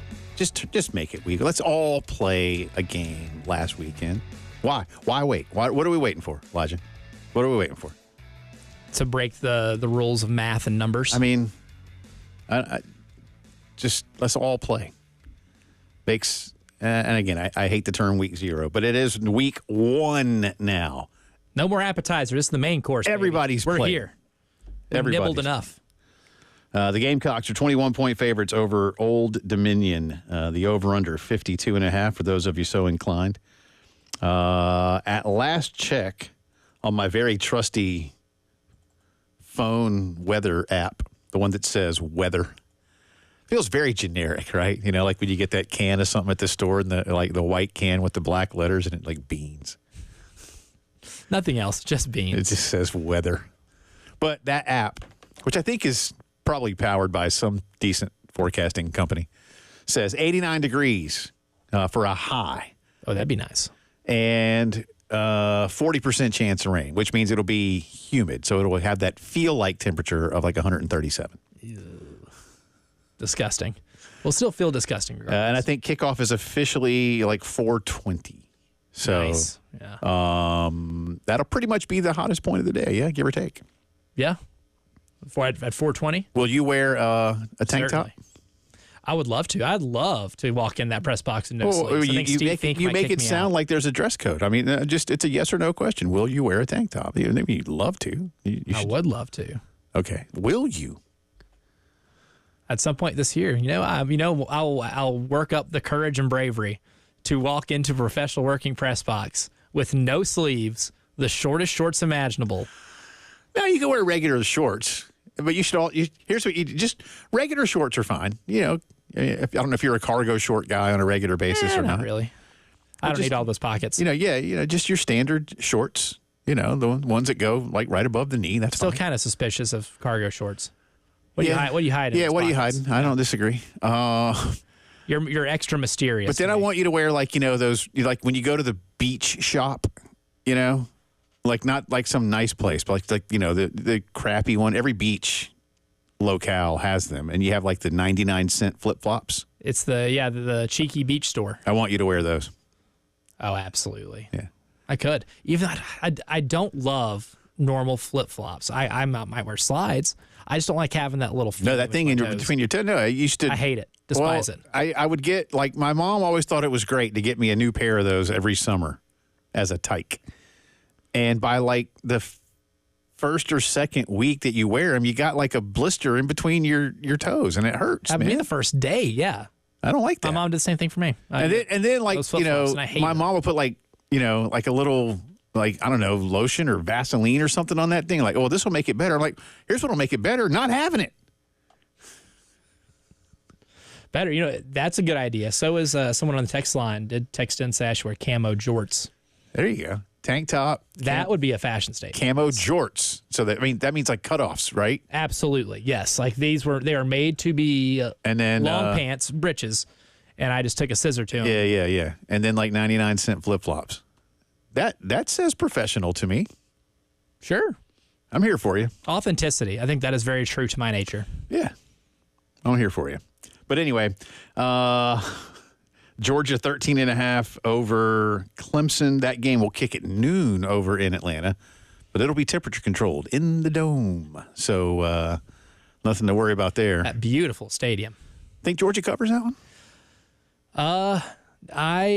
Full disclosure, went with Clemson 13.5. I think that's they'll make a lot of points, man. And here's the thing too. There has been some shakeup with Etienne. There's a good chance Etienne doesn't play. I think someone asked Kirby Smart about his availability, and Kirby didn't answer it. Well, Georgia. So if there's a chance that they do what Steve Spurrier jokingly said and not so jokingly said, that Clemson's getting them early and they're going to have some players suspended, then maybe they can keep it within 2 touchdowns. Clemson's got a really good defense. That defensive line is actually, I would elevate to the level of not just good, but nasty. So, I mean, if they're able to stop Georgia's run game a little bit and you can contain the offense, then maybe you can keep it within 2 scores. I still think Georgia wins by, no less than 10. But 13.5, I could take that. Georgia will not have Roderick Robinson on Saturday. He is the top returning Bulldog rusher with 196 yards because Edwards and Milton are gone. And Etienne could be... He could be suspended. I mean, he got in some pretty bad trouble. He got a DUI. Yeah. And so there's a chance. I don't know. Now, they dropped it, and he pled no contest. Hang on, let me get this one to make sure I'm right here. No contest to reckless driving and guilty to charges of underage possession of alcohol, failure to maintain his lane, and a window tint violation. He got 12 months of probation, was fined $852. He had to do 40 hours of community service and an alcohol risk reduction program. Will Kirby set him against Clemson, or does he serve that suspension against Tennessee Tech the following week? Yeah, do you serve a half against Clemson? Which would be the most Georgia thing imaginable. All right, here's your punishment, buddy. You don't have to play against Tennessee Tech. You're going to be very missed. According to this, Cash Jones and Nate Frazier. It's a hell of a name right there. Cash is a walk-on. Nate Frazier, a freshman. But it says here that he's turned, the quote, I mean, who wrote this? Schleybaugh. Mark Schleybaugh says of Nate Frazier, who has turned heads in the preseason. Turned heads. Was he calling for him? Well, I turned my head when someone calls my name too. Yeah. So we'll see. We'll see. Whatever. Also saw that Dabo's not going to take calls on his radio show anymore. Soft. Yeah. Look, I'm still 50-50 on the whole Tyler from Spartanburg being planted or not. I don't really care one way or another, but I'm not going to lie, y'all. And it has nothing to do with Dabo or Shane or any other coach's show. But sometimes, those are not great calls. Coach, why come we don't throw to the tight end more? And we get that one a lot. And I've joked with you before, too. You get the guy like, Coach, when I was in high school, we ran a play we called ZX Bandit Right 40. Every time we run it, Coach, we scored a touchdown. Coach, why come we don't run that play here? Coach has no idea what the play looks like. You can only screen so much on a phone call for radio. Taking you behind the curtain here, there's only so much you can screen for. Because if someone wants to let something fly that you're not prepared for, they'll do it. And quite honestly, and I mean this, and I kind of now mean this, well, not kind of, I do mean this in a good way. Like even here at what we do, and we're not coaches, newsflash, many more of you now prefer to hit us with a text or a tweet relative to a phone call. And all that Dabo's people are going to do is like take something from the text line or like an email. That's fine. Because then you can actually have somebody look at it and go, this could actually be a good question. Yes. Relative to, and again, I don't know if that Tyler from Spartanburg, part of me thinks that was a setup, like just because Dabo was tired of this. Like they were, you know what, let's do? Let's just have this guy. Because you know what, you know what, like if a caller is going off the chain, what a producer can do? Yeah, he can dump you. That easy. It ain't hard. Which is why I'm a little skeptical about the I don't know, but I know some of you Gamecock fans would probably love to hear me come on the air and just rip Dabo for not taking calls, but he's going to take questions. They just won't be live calls. And again, as a veteran of this business, having heard some of these shows in the past,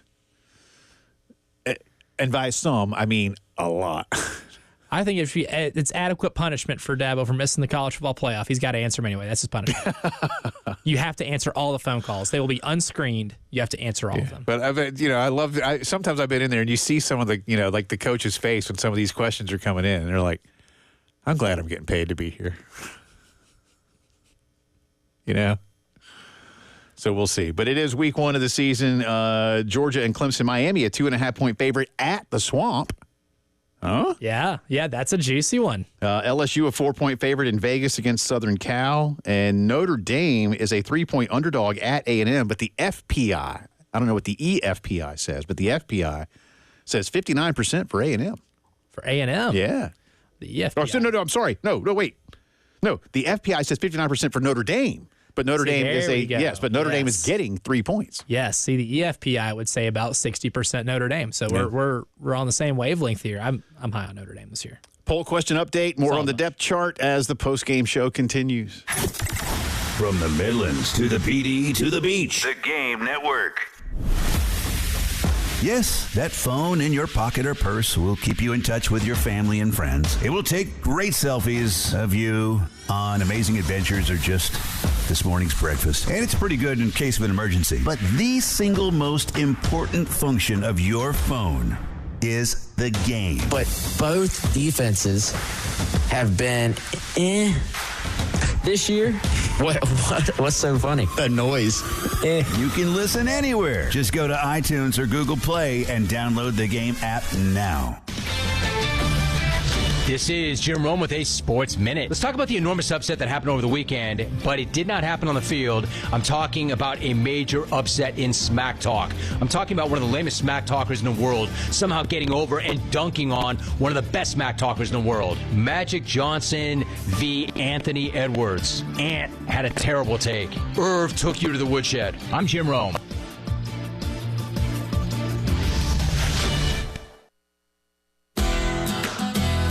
Whether you're tinkering in your garage or tackling big projects, if you know the value of working with your hands, you know Harbor Freight. And you can be confident knowing that at Harbor Freight, you can get quality tools at prices that work just as hard as you do.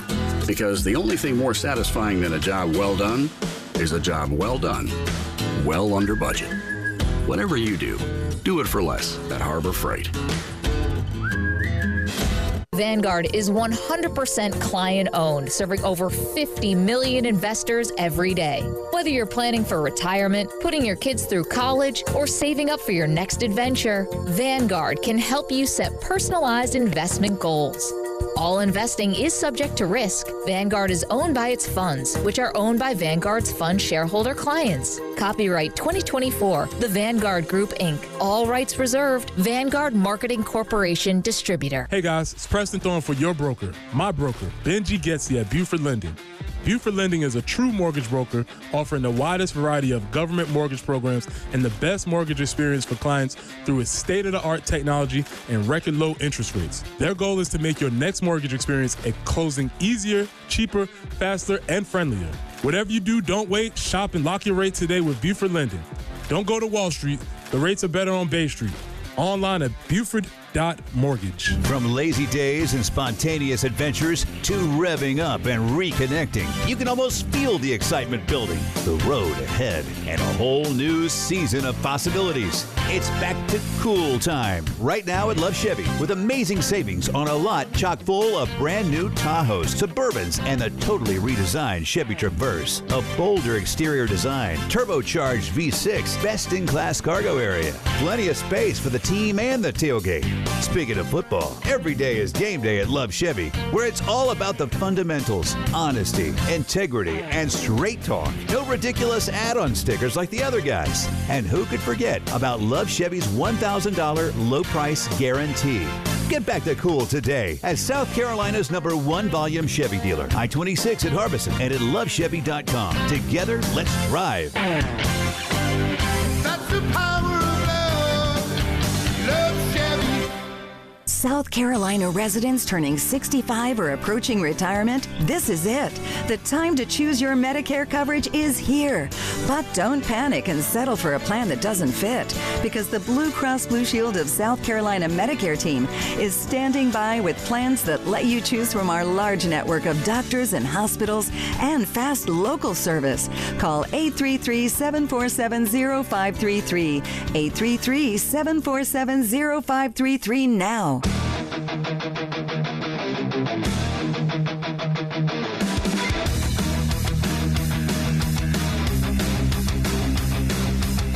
The Postgame Show with Jay Phillips and Elijah Campbell. On your home of the Gamecocks in Columbia, 107.5 The Game. Also heard on 100.3 The Game in Myrtle Beach. And 100.5 The Game in Florence.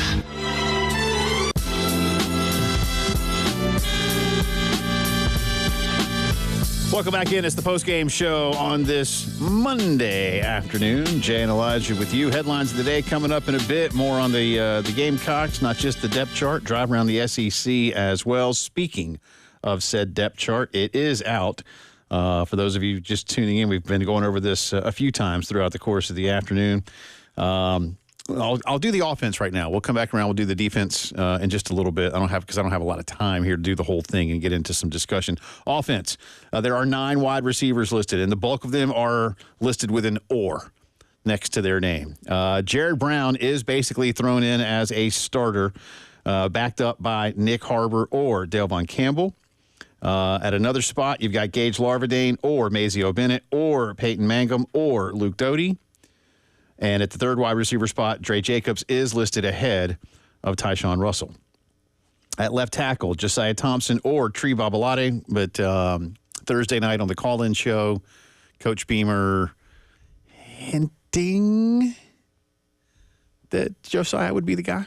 Yeah, saying a freshman would be at left tackle, and I don't think he's talking about Dante Reno. No. Now, that would be the upset of the season. Yeah, and the only other freshman on the 2 deep there's 3, actually, aren't there? Marky Anderson is a redshirt freshman, so is Jatavius Shivers. They're both listed as backups. Anyway, left tackle, Josiah Ortree. Left guard, Kamar Ball is listed ahead of Marky Anderson. Center, Vershawn Lee over Ryan Brubaker. Right guard, Torricelli Simpkins or Travon Ball. It feels like, again, Simpkins has a slight edge. I know they're excited. They're excited about Simpkins. Yep. And then at right tackle, Casey Henry listed above Jatavius Shivers. Was that a Freudian slip there? Are you hungry, Jay Phillips? Could be. Have you eaten anything today? Yeah. You good? Actually, you know what? I had leftovers. We had red beans and rice and smoked sausages last night. Had that for lunch today. Not bad. Yeah, it was good. You're making me hungry. It was good. Tight end Josh Simon at one spot with Michael Smith as his backup. Brady Hunt at the other with Mo Brown listed behind him. All four, I believe, will see some time. We'll see a lot of 12 personnel in this game this year. Lenoris, of course, already been named the starting quarterback ahead of Robbie Ashford, and Rocket Sanders will be your starting running back, backed up by Juju McDowell or Oscar Attaway III. So that's 13 pass catchers, right? 9 receivers, 4 tight ends. Had a little fun with this earlier. Elijah and I have set the over-under at 9.5 for targets to those pass catchers. So not necessarily how many receptions, or anything like who gets receptions. We're trying to roll define here. Yeah. But I chose the over. I think I said 10 of those 13 will be targeted in the game. They're going to really try to figure some things out. And now I have a little buyer's remorse and I want to come back, but I'm not going to. Really? Well, yeah. I'm not going to. No, I'm not going to. The bet's already been placed. Yeah, I know. Yeah, I'm now, you know what? See, now that I said I wanted to come back to it, then I just thought, no, I don't. Just so indecisive. I'm staying at 10. I'm a hardcore 9 here. Okay. We got some good responses here too. We had one texter say on the Firehouse Subs text line says, I think under on the 9.5. I would have gone under on 8.5. I think 3 tight ends and 5 receivers get targets. He says the RBs, running backs, will get targeted a lot. Yes. Fair point too. And I think you'll see some targets to Oscar Attaway. You'll see some to Rocket. I mean, you recruited and got in the transfer portal a bunch of pass catching backs. Juju McDowell, good at catching passes out of the backfield as well. Really versatile running backs. They can be a really big part of this pass game, especially if you don't have a bona fide number 1 receiver that is going to get the lion's share of your targets. And I don't know, this is, again, how, other than strict performance, whether it's practice and then certainly when the lights come on, if you will, how Coach Furry, Coach Loggins, Coach Beamer begin to really define who that top guy is. He may need to emerge, whoever he is. Mm-hmm. I look at some of these guys, Brown, really good so far at Coastal.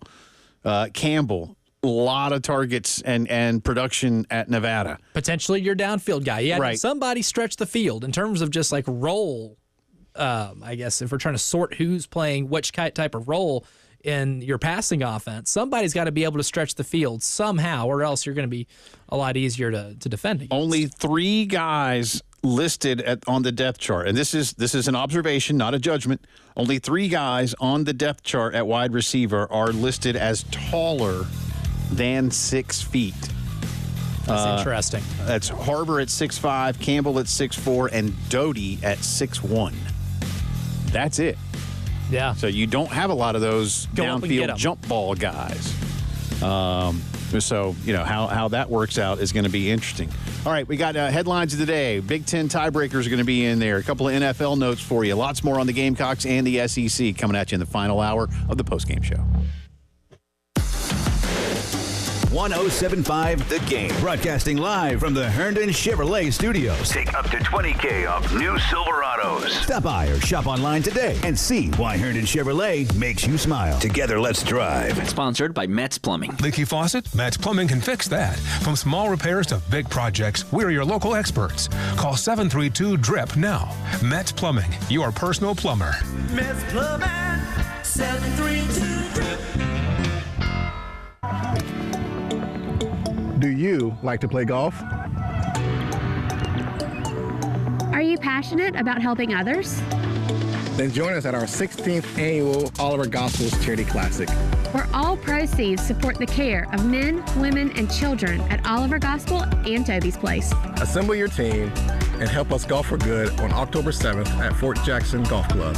Go online to olivergospel.org/golf tournament to sponsor or sign up today for the tournament. Firehouse Subs, Hook and Ladder jingle, take 1. Hook and ladder, when it's it's hot, it just tastes better. Warm that smoky turkey, that thin sliced honey. Guys, this is a 30-second ad. You gotta sing faster. Hook and ladder, when it's hot, it just Faster. tastes better. Melty cheese and toast bread, mustard, mayo, perfect spread, lettuce, green, and onion. The sandwich is too big for the song.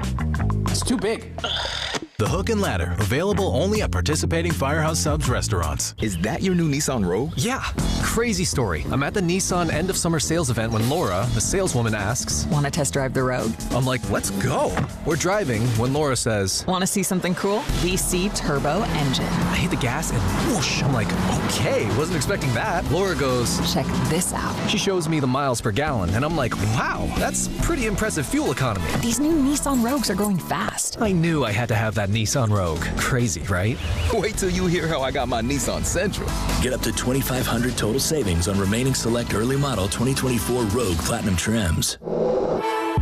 2024 EPA fuel economy estimates from 28 city 34 highway to 30 city 37 highway for 2024 Nissan Rogue. Actual mileage may vary. Total savings consists of $1,250 retail customer cash plus $1,250 bonus cash on select remaining 2024 Rogue inventory as available at your local dealership. Select Rogue bonus cash available on 40% of dealers' most aged inventory. Updated weekly. Available on purchase from new dealer stock. Contact your local dealer for current inventory information. Ends 9/3/24. Powered by Integrated Media, The Game TV. Sponsored by Shepherd's Glass, a true reflection of quality. The Game TV. Sponsored by Shepherd's Glass.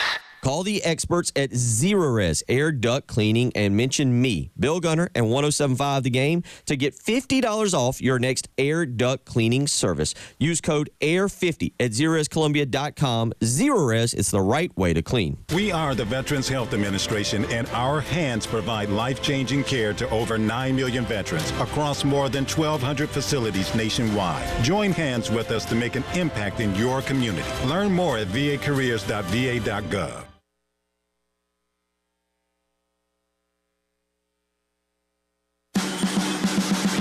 WIS-TV First Alert Traffic is sponsored by Wetzel's Automotive in West Columbia.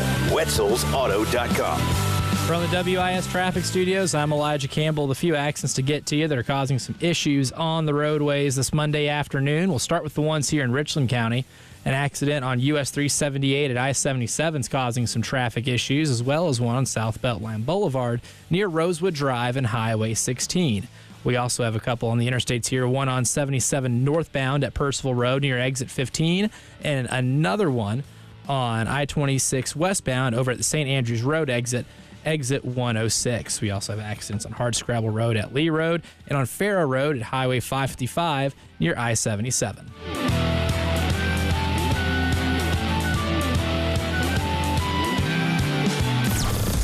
WNKT FM Eastover, Columbia. The home of the national champion, Gamecocks women's basketball team. Congrats, y'all. A Cumulus media station. It's time to check out what up in the world of sports. This just in. Breaking news is breaking out everywhere. The 5 o'clock news. The Postgame Show. If you're just joining us, I'm covering some breaking news. You know news is breaking because I'm telling you so, and I might touch my earpiece like this. 5 o'clock news. Sponsored by Integrated Media. Columbia's premier home theater and security experts for over 20 years. And it is 5 o'clock news time on this Monday. Welcome back in. It's also the final hour of the post-game show alongside Elijah Campbell. I'm Jay Phillips. Appreciate you being with us. Lots to get to today, including the release of South Carolina football's depth chart. Gamecocks head into week one as 21-point favorites over Old Dominion. And the game kicking off a little after 4 o'clock this coming Saturday. We'll have all-day coverage for you, of course. And again, for those of you so inclined, the over-under 52.5. Just saying. It's part of what they put out on the. Well, not on the. Not on. Not on the Gamecock release. They don't put. I'd be really impressed if they start putting lines and game totals on there. You know, Coach Spurrier used to always. He didn't mind talking about the spread. He thought the spread was a real barometer of the game. I mean, look, those big old casinos in Las Vegas don't come from nowhere. Nope. They make a lot of money, and they make a lot of money because they're pretty good at projecting the outcomes of these things. And they know a lot of people who tell them a lot of things that may or may not have influence on the outcomes of games. And then inside information. The commercials always make it seem like it's really easy to win, but I've actually been told that most gamblers don't win their bets. That's very true, because a lot of them like to do what are called parlays. Never a smart idea. Yeah. It's a good way to waste your money. Well, anyway, there you go. So the depth chart is out. We just went over the offense. For those of you who just tuned in, we're going to go over the entire depth chart coming up in the 5:15 segment, so just a few minutes from now. No real surprises, I'll tell you that much. Maybe the one, I don't know if we call it a surprise. There's been a lot of chatter about Dylan Stewart as a starter at one of the edge positions on the defensive line. He is not listed as the starter at this point, but I don't think that has any impact on his playing. He's going to play, and I think he's going to see significant snaps.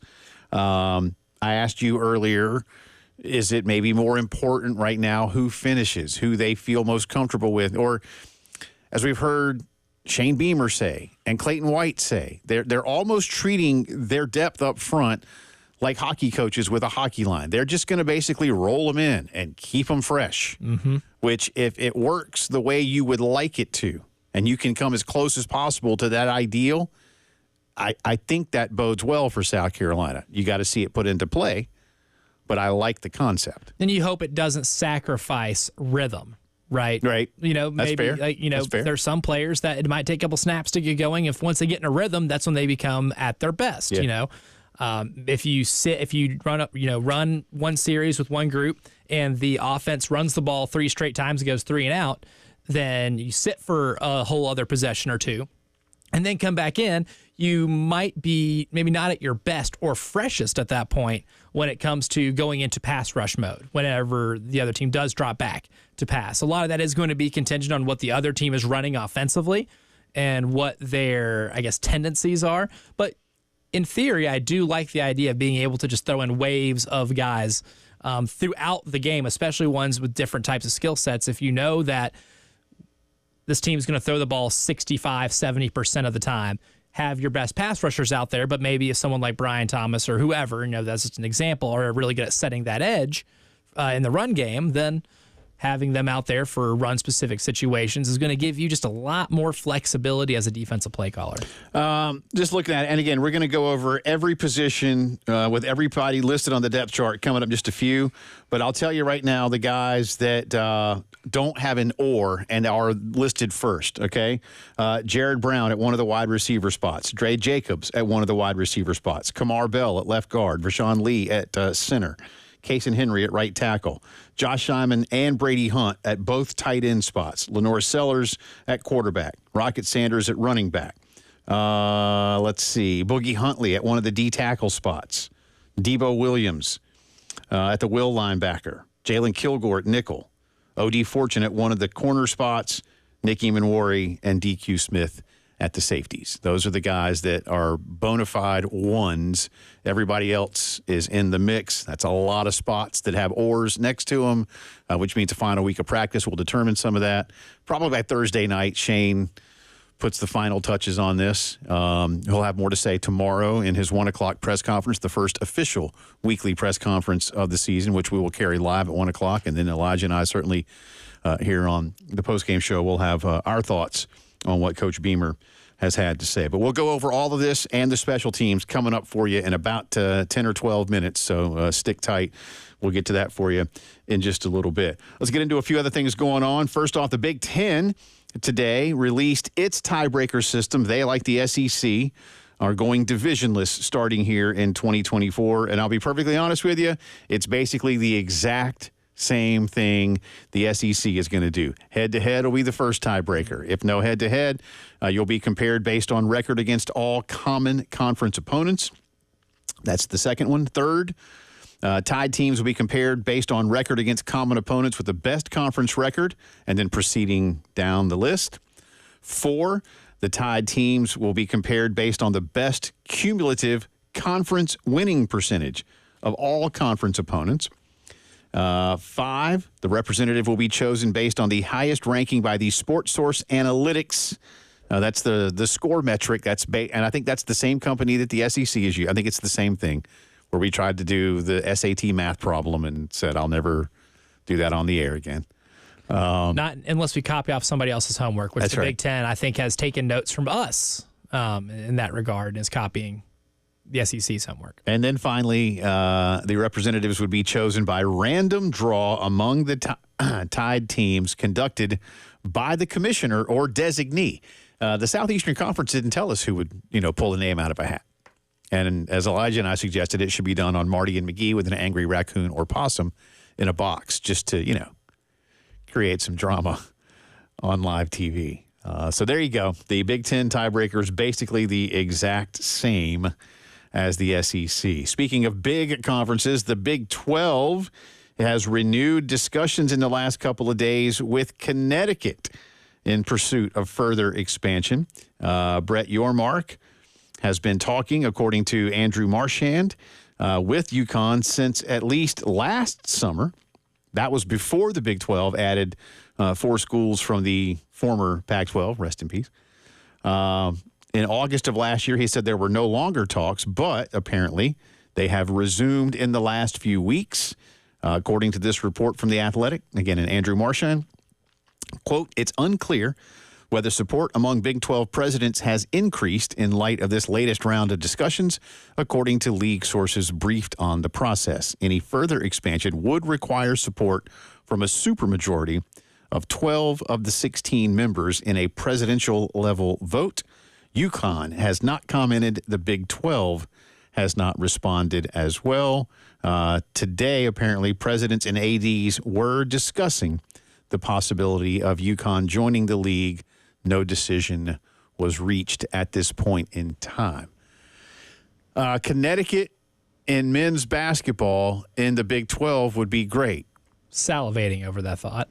But what's wrong with the Big East in men's basketball? Hey, Connecticut, newsflash. Y'all have won the last 2 championships coming out of a great basketball league. Didn't win it last year. Or the year before last year. The first national championship, they did not win the Big East. And honestly, Elijah, look, God bless them. They can't play football at that level. They tried once. It's not going to happen, man. It's just not going to happen. Nope. Look, I get it. You'll probably listen. Connecticut, it's kind of like Gonzaga right now, and I know this is going to sound weird, but it's even like Alabama right now. Their shoe deals are so lucrative,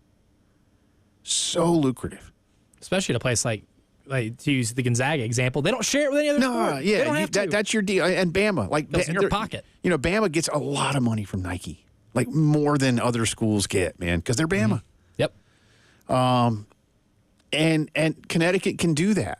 And now that Dan Hurley has stayed, look, if Dan wants to go, listen, it's a great league. It's a fantastic basketball league. And you added Arizona and Utah into it, that's great.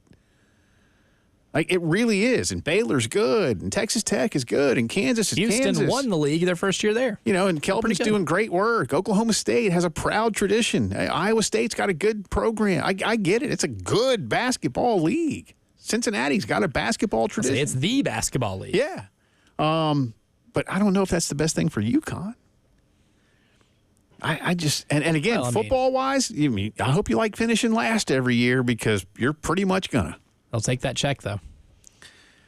Yeah. The real loser of this, if they were to take UConn, hypothetically, would be Florida and Clemson State. Florida State and Clemson. Right. Whoa, Clemson State, yeah. I just made up a new school. You should start calling it that. That's right. Clemson and Florida State would be, that's really the only logical landing spot for them, right? At some point, we can get too big and nobody makes any money. Been saying this for a long time. So if Clemson and Florida State really want to hop out the emergency exit and bail for the Big 12, they can get out of their contract or get out of that grant of rights. That's seemingly the only destination. And if you keep adding schools, because the Big 12, I believe, is already at they're already at 16? Yes. They get to 17. Are they going to go to 19? I don't know. I doubt it. That logistically is a total nightmare. And I don't know if that's something that the Big 12 would even be interested in doing. According to this report, too, if the Big 12 did take UConn, football would not start until the next TV rights contract, which I believe doesn't even begin until, is it maybe 2031? I'll have to double check that. So they would, ease them in. But here's the thing: you're going to keep. I don't like it. Great for basketball. It would be horrible for football. And it says even here too that for UConn, the main desire would be to boost the football program. Really? I mean, the Big 12 is a big conference. It's not a miracle worker. Yeah, man. I don't know. I mean, like, there are a lot of good, skill basketball coaches out there. I could pay them all the money in the world. They ain't going to make me an NBA player. Continuing our integrated media headlines of the day. I give them all the money in the world. Michigan has been handed its latest notice of allegations, confirming yesterday that it received the notice from the NCAA on the Connor Stalions impermissible scouting allegations. We don't call it sign stealing officially because, again, you can always steal signs from the sidelines. You're just not supposed to video it from the stands at opposing places without consent or knowledge, which Michigan did. Or at least they are alleged to have done. All other sign stealing is. The school has not commented, but according to this report from The Athletic, a source briefed on the investigation said the formal allegations are largely unchanged from the draft notice that Michigan got a couple of weeks ago. One of them's against Jim Harbaugh, who ain't walking through that door. And Sharon Moore faces a level 2. Sharon Moore did say he looks forward to the texts that he had initially deleted to Connor Stalions being made public.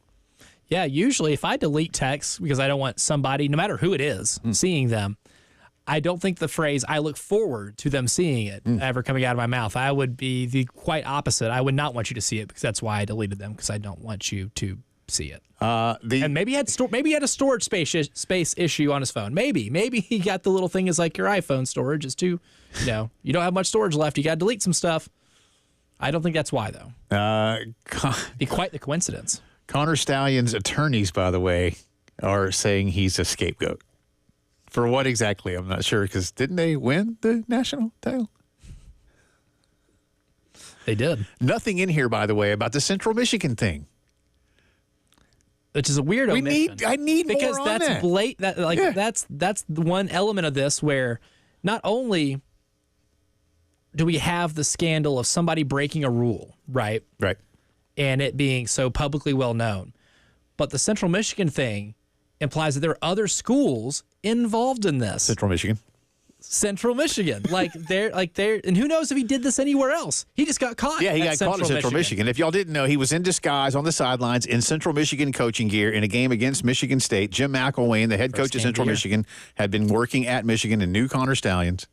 And then called in the sign stealer guy. So I don't even know what that sign stealer guy. It takes some cooperation with another school to be complicit in this scheme. That's the fascinating part, and I feel like that has just kind of gone under the rug. Sunglasses, fake mustache, very Bobby Valentine. That's our integrated media headlines today, 803-948-8327. Use that number. Call Integrated Media because football season is upon us. You want to upgrade the system to the next level? Do it with my friends at Integrated Media. The full look at the Gamecock depth chart coming up. 107.5 The Game. In Columbia. 100.5 The Game. In Florence. 100.3 The Game. In Myrtle Beach. The Game Network. Sibs and Sounds, Saturday, September 28th at the Carolina Haven. It's the only craft beer, wine, and spirits tasting event that is indoors under the cool AC. Over 40 brands of local, regional, and national craft beers, wine, seltzers. Live music by Ken and Drew of Sister Hazel, Dazer, and the Donovan Twins. Get your early bird unlimited tasting wristbands starting at just $35 at sibsandsoundscola.com. Sibsandsoundscola.com. 1075 The Game. Broadcasting live from the Herndon Chevrolet Studios. Take up to $20,000 off new Silverados. Stop by or shop online today and see why Herndon Chevrolet makes you smile. Together, let's drive. Like I told y'all, football season is here. And that means when you're at the house, you want to find the best way to watch the big game. Because, look, nothing beats being at the ballpark, right? Of course not. But if you're, say, not going on the road game or you don't have tickets for that week, You need to catch all the action better than ever with my friends at Integrated Media. Just one call. Integrated Media comes to you. House calls. They walk around, look at what you got indoors and outdoors, figure out what's best for you in terms of TV size, location, the glare on the TV at certain times of day, all those little things you might not think about. Don't get the guy from down the street to install it for you. The equipment is the same cost as you get anywhere else, but you get the professional expertise of Integrated Media's amazing staff to put it all in for you. One room, whole house, outdoors, Wi-Fi that works everywhere all the time. No better way to watch your team and be part of the action than with Integrated Media. 803-948-8327. Feel like you are there with Integrated Media. Sponsored by Budget Blinds of Forest Lake. Enjoy the view, courtesy of your local window covering expert, Robert Myers from Budget Blinds of Forest Lake. Locally owned and operated, Budget Blinds of Forest Lake can provide your windows with exclusive styles to create the look you want at the budget you need. Visit budgetblinds.com for details. Sponsored by Blue Cross Blue Shield of South Carolina Medicare Team. Have you made a decision on your Medicare coverage yet? Blue Cross Blue Shield of South Carolina's Medicare team can help. Don't wait. Call 833-747-0533. That's 833-747-0533 today. Do you like to play golf? Are you passionate about helping others? Then join us at our 16th annual Oliver Gospels Charity Classic, where all proceeds support the care of men, women, and children at Oliver Gospel and Toby's Place. Assemble your team and help us golf for good on October 7th at Fort Jackson Golf Club. Go online to olivergospel.org/golf tournament to sponsor or sign up today for the tournament. Get ready to smile because Herndon Chevrolet, your hometown Chevy dealer, is offering an amazing deal right now. Get up to $20,000 off new Silverados. Yes, you heard that right. Up to $20,000 off. Don't wait. Head over to HerndonChevy.com today and drive home in the truck of your dreams. Chevy, together let's drive. Herndon Chevrolet, Herndon makes you wanna smile. Call 803-510-5447 for complete details. Honey, would you take a seat? I have a confession to make. What is it? What's wrong? Well, I was out driving today and I saw some hookers on the side of the road. A bunch of huge, professional, beautiful-looking hookers. So I did what I was supposed to do. I slowed down and I moved over. You slowed down for the hookers? Well, yeah, it's the law. There was a whole fleet of Schroeder's towing trucks assisting with an accident. Wait, what did you think I was talking about? Schroeder's Towing reminds you to slow down and move over for all first responders. Schroeder's Towing, the best and fastest hookers in town. Hi, Jen here. Did you know you could earn up to 4.59% annual percentage yield with All South Federal Credit Union's premium checking account? That's 30 times more than the national average interest checking rate, which means more money in your bank account each month. Plus, they have 23 locations right here in the Midlands. Open an account online at allsouth.org or visit an All South location today to start earning more. All South is federally insured by the NCUA. There's no better place to be on a fall Saturday than at Williams-Brice Stadium. Single game tickets for the 2024 Gamecock football season are on sale now. Discounted single game tickets are also available for first responders, teachers, military, and more. To see what's planned for the 2024 season and to purchase tickets, visit GamecocksOnline.com/2024. Whatever the game, whoever you're with, just catch a game.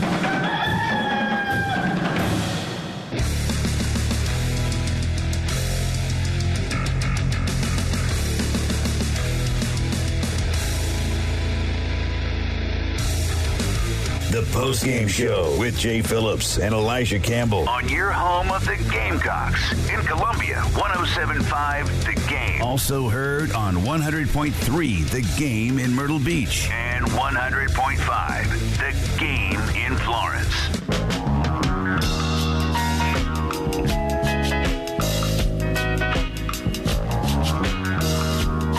Back in to the post-game show on this Monday. All right, that's kind of creepy. As we await the release, and now we have the release. The audience. So basically, as we await me talking more about the Gamecock depth chart, which of these position groups or areas is your biggest concern before the season opener versus Old Dominion? That's today's poll question. In alphabetical order, I gave you the choices of defensive backs, offensive line, special teams, wide receiver. 57.5% of it, so it's ticked down just a little. Say offensive line, so massive majority there. 34.7% wide receiver, 4.8% defensive backs, and just 3% concerned about the special teams. So let's get into it. Again, offense, defense, we're going to give you all of them. A lot of or on here right now. Coach Beamer will have a little more clarification tomorrow in his 1 o'clock press conference. Further clarification, I would imagine, on Thursday night's call-in show at 6 from Backstreets over there. And I would tell you, too, I'm going to go out on a limb. Wait for it. Final confirmation when the teams run out onto the field on Saturday afternoon. That's a little bold. I'm going to need you to ease on the hot takes here, pal. That's how I feel. I got to call it as I see it, man. Jay Skip Billis Phillips.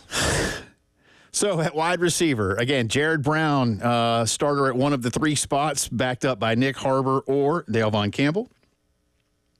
The other wide receiver spot, again, it's all ors. Gage Larvadain or Mazeo Bennett or Peyton Mangum or Luke Doty. And then finally, Dre Jacobs is listed over Tyshawn Russell at the 3rd.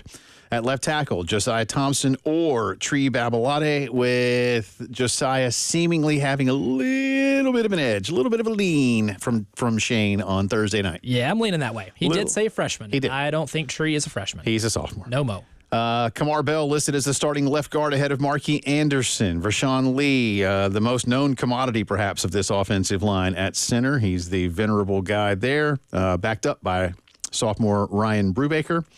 At right guard, Torricelli Simpkins or Trevon Baugh, with Simpkins, again, I think a slight lean as the number 1. And finally, Cason Henry will start at right tackle ahead of Jatavius Shivers. At the tight end spot, there's 1s and 2s. Josh Simon over Michael Smith and Brady Hunt over Mo Brown. Lenora Sellers, of course, is your starter ahead of Robbie Ashford at quarterback. Raheem Sanders, Rocket, will be the number 1 running back, backed up by Juju McDowell or Oscar Adaway. All, I think, will see time. On defense, at one edge spot, Kyle Kennard or Gilbert Edmond, backed up by Desmond Umeazulu. At one of the defensive tackle spots, Tonka Hemingway or TJ Sanders, backed up by Monkel Goodwine. Alex Huntley is going to be a starter up front, backed up by Nick Barrett or DeAndre Jules. And at the other edge spot, Jatius Gear or Brian Thomas ahead of Dylan Stewart. But it does feel like all of those guys, really, I think every name we just gave you up front will play on Saturday. I was going to say, in your career covering this team, Jay Phillips, have you ever looked at a depth chart on the defensive side of the football, on just the line, maybe even the offensive side of the football, just in line play, and looked at every single player on the 3 deep and said, yeah, I think you're going to contribute. I think you're going to play a lot. In a good way. Yeah. Not like a, oh, man, I don't know about any of these guys. They're going to play a lot. I don't know. I mean, that's 12 names up front. No, I don't think so. I'm trying to go back to, when this line was at its absolute best. 12 years ago, I suppose. I would say the 2012 season is when it was at its peak with Devin Taylor and Melvin Ingram and Jadavian Clown. I mean, holding teams like 18 points. Yeah, I mean, they were so good up there. But those dudes really, JD and Devin on the ends, they were like Energizer Bunny, man. They just kept on going. I mean, they got spelled from time to time, but, man, they were good. But then sometimes there's such a gap there, too. It's like, well, no one's going to play above those guys. So you look at their names on the depth chart, and you're like, oh, well, we might see you in a blowout, or hopefully we don't have to see you on the edge or anything as much this season. I think you look at all these guys. You can even look, if Desmond Yu has to play a lot of snaps this year, I don't think it's a terrible thing. Monkel Goodwine, we've heard a lot of good stuff about, and he's the 3rd guy on this list. Yeah. Or at that one specific defensive tackle. Yeah, I mean, spot. Right? But we know Sanders has done a lot to earn some opportunity, and we know where Goodwine came from. So, I mean, it's going to be interesting to see. Again, it's encouraging. It's very encouraging. Yeah, how Travian and Sterling and Clayton figure out that what those hockey line shifts look like. I think that, to me, is the most intriguing, because they've told us they're all going to play. Shane said they're all going to play. Now, some may play half the game, and then you split the rest. I don't know. I don't know. It's going to be, if they can all be as good, and I have no idea. Again, Don't even ask me after Saturday's game. Don't ask me after next Saturday's game. I say, ask me around Halloween. I don't know. I'm not here to hype up like how good I know they are, because I don't know that. I don't know. I hear things, but we don't have exhibitions to go against. The last 3 games of the year last year were very promising. I was going to say the what we have, something to build on. Yeah, is the way they made tweaks, adjustments. These are reasonable expectations I think we're putting on. But like I told you before, I don't call it momentum from last season because you haven't played since November. So, but the last game you played, maybe not the best Clemson team of late. I get it, but you didn't let Clemson score an offensive touchdown. It was a great Clemson running game, though. A team that ran the ball really well with an NFL player in the backfield, Will Shipley, and a running back that's going to be in the NFL, and Phil Maffa, who might be one of the best offensive players in the entire ACC. They didn't run all over you. And if you don't have just a kind of moment. A what moment? One of those cartoon moments. That's what I was thinking. I was going to see if I can get you to do that again. No, I wasn't going to do it again. Impressive. Thanks. Where were we? Linebackers, noises. Bam Martin Scott or Demetrius Knight, backed up by J.R. Johnson. That's the Mike linebacker. At the will, Debo Williams is the one, of course, backed up by Bengali Kamara and Mo Kaba. At the nickel, Jalen Kilgore has that starting spot down, backed up by Kelvin Hunter or Jalewis Solomon. O.D. Fortune, of course, will start at one of the corner spots, backed up by Emory Floyd or David Spalding. Nick Imanwari is your free safety, backed up by David Boosie or Gerald Kilgore. DQ Smith is your starting strong safety, of course. He's backed up by Peyton Williams. Judge Collier and Vakari Swain are still vying for the other starting cornerback spot. I believe both will see time. Those are youngsters over there. You got a true sophomore and a redshirt freshman. So you got 2 second-year guys vying for that one. And might you see Floyd or Spalding come over a little bit and spell the – who knows? I don't know. I'm not going to speak for what's going on back there, but we'll see how that one turns out. Now, to the special teams. Do I have time for this, Elijah? Yeah, I'll do it real quick here. Alex Herrera will be your place kicker and your kickoff specialist. Kai Kroger is your starting punter. Hunter Rogers, your long snapper. Kai Kroger will be your holder on place kicks. Juju McDowell and Nick Harbor are your kickoff returners. And Juju McDowell will be your number 1 punt returner with Gage Larvadane behind him. So Juju McDowell, I don't want to say being moved, but they are fine. They're working hard to find ways to make sure the ball gets in his hands. Again, you don't want him returning a lot of kicks. You do want him returning a lot of punts. Yes, one is definitely better than the other. I am intrigued, though, by having the kick return, having someone like Juju McDowell and Nick Harbor on 2 different sides of the field, 2 completely different body types, different skill sets. I'm that in terms of like what I'm intrigued by, can't wait to see how that plays out on this depth chart, because we knew a lot of this already, right? Or we could figure it out a lot already. That one's interesting. Drive around the SEC on the other side of the break. We picked out the 4 biggest games of the weekend in the conference. A little bad news for Georgia going into their game with Clemson. We'll have all of that for you. Updates on the poll question. And our guy John wants to weigh in on a few things going on around the Gamecocks. We'll do that when the postgame show returns. The Game Network in Columbia. 107.5 The Game. In Florence. 100.5 The Game. In Myrtle Beach. 100.3 The Game. Ever been on this date? You're a good-looking man. Thank you. Very pretty. Real soft, delicate features. They're real feminine. And thought, man, I'd rather be listening to the game right now. Welcome in to the afternoon show. Alongside Elijah Campbell, I'm Jay Phillips. Well, just go to iTunes or Google Play and download the Game app. Sure, you may no longer be with that person anymore, but you'll never be without the game again. Experience the difference with Lawyer Lisa. Hi, this is Lisa Hostetler-Brown. If you or a loved one are over 65 and haven't completed a long-term care planning consultation, now is the time. Did you know that if you aren't able to afford the high cost of skilled care, your assets can be rapidly depleted to only $2,000 unless you plan 5 years in advance? Visit lawyerlisa.com to see how we can help. 7511 St. Andrews Road, Irmo, South Carolina. The game of football is about pain. Ever since I was 5 years old, it's been all about football. It's been about running, jumping, blocking, tackling. I stopped playing at 31. You're listening to Michael Robinson, retired pro fullback. I thought that foot pain was going to be with me for the rest of my life. I'm so glad I met Good Feet. I'm so glad those arch supports are in my shoes. The Good Feet Store. Call 1-800-NEW-FEET or visit goodfeet.com.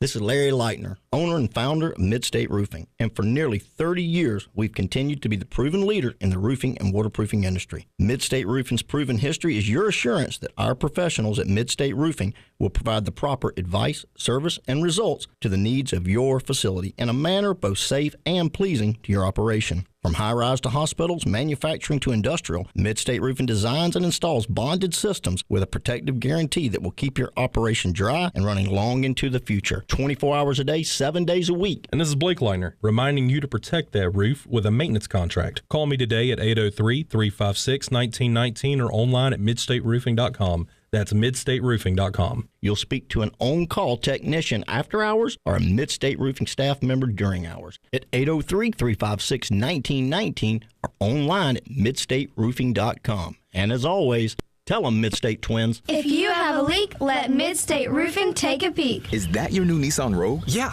Crazy story. I'm at the Nissan end of summer sales event when Laura, the saleswoman, asks, "Want to test drive the Rogue?" I'm like, let's go.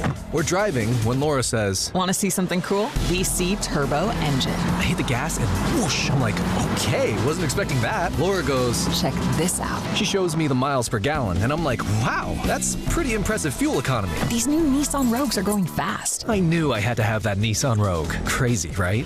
Wait till you hear how I got my Nissan Sentra. Get up to $2,500 total savings on remaining select early model 2024 Rogue Platinum trims. 2024 EPA fuel economy estimates from 28 city 34 highway to 30 city 37 highway for 2024 Nissan Rogue. Actual mileage may vary. Total savings consists of $1,250 retail customer cash plus $1,250 bonus cash on select remaining 2024 Rogue inventory as available at your local dealership. Select Rogue bonus cash available on 40% of dealers' most aged inventory. Updated weekly. Available on purchase from new dealer stock. Contact your local dealer for current inventory information. Ends 9/3/24. Got something to say? Ring us up on the Love Chevy phone line at 803-404-6100. 107.5 The Game in Columbia. 100.5 The Game in Florence. 100.3 The Game in Myrtle Beach. The Game Network. WIS-TV First Alert Traffic is sponsored by Wetzel's Automotive in West Columbia. Wetzel'sAuto.com. From the WIS Traffic Studios, I'm Elijah Campbell. A few accidents to get to. They're causing some issues on the roadways. We'll start here in Richland County. We have one on Farrer Road at Highway 555 near I-77. One on Hard Scrabble Road at North Brickyard Road. Another one on I-20 eastbound at Clemson Road near Exit 80. Another one on Killian Road at I-77. One on South Beltline Boulevard near Rosewood Drive at Highway 16. And one on US 176 at Broad River Road near I-20. In Lexington County, we have a few. One on I-26 westbound at I-77 and exit 116. One on I-20 eastbound at South Carolina 6 and exit 55. And lastly, one on Highway 602 at Emmanuel Church Road.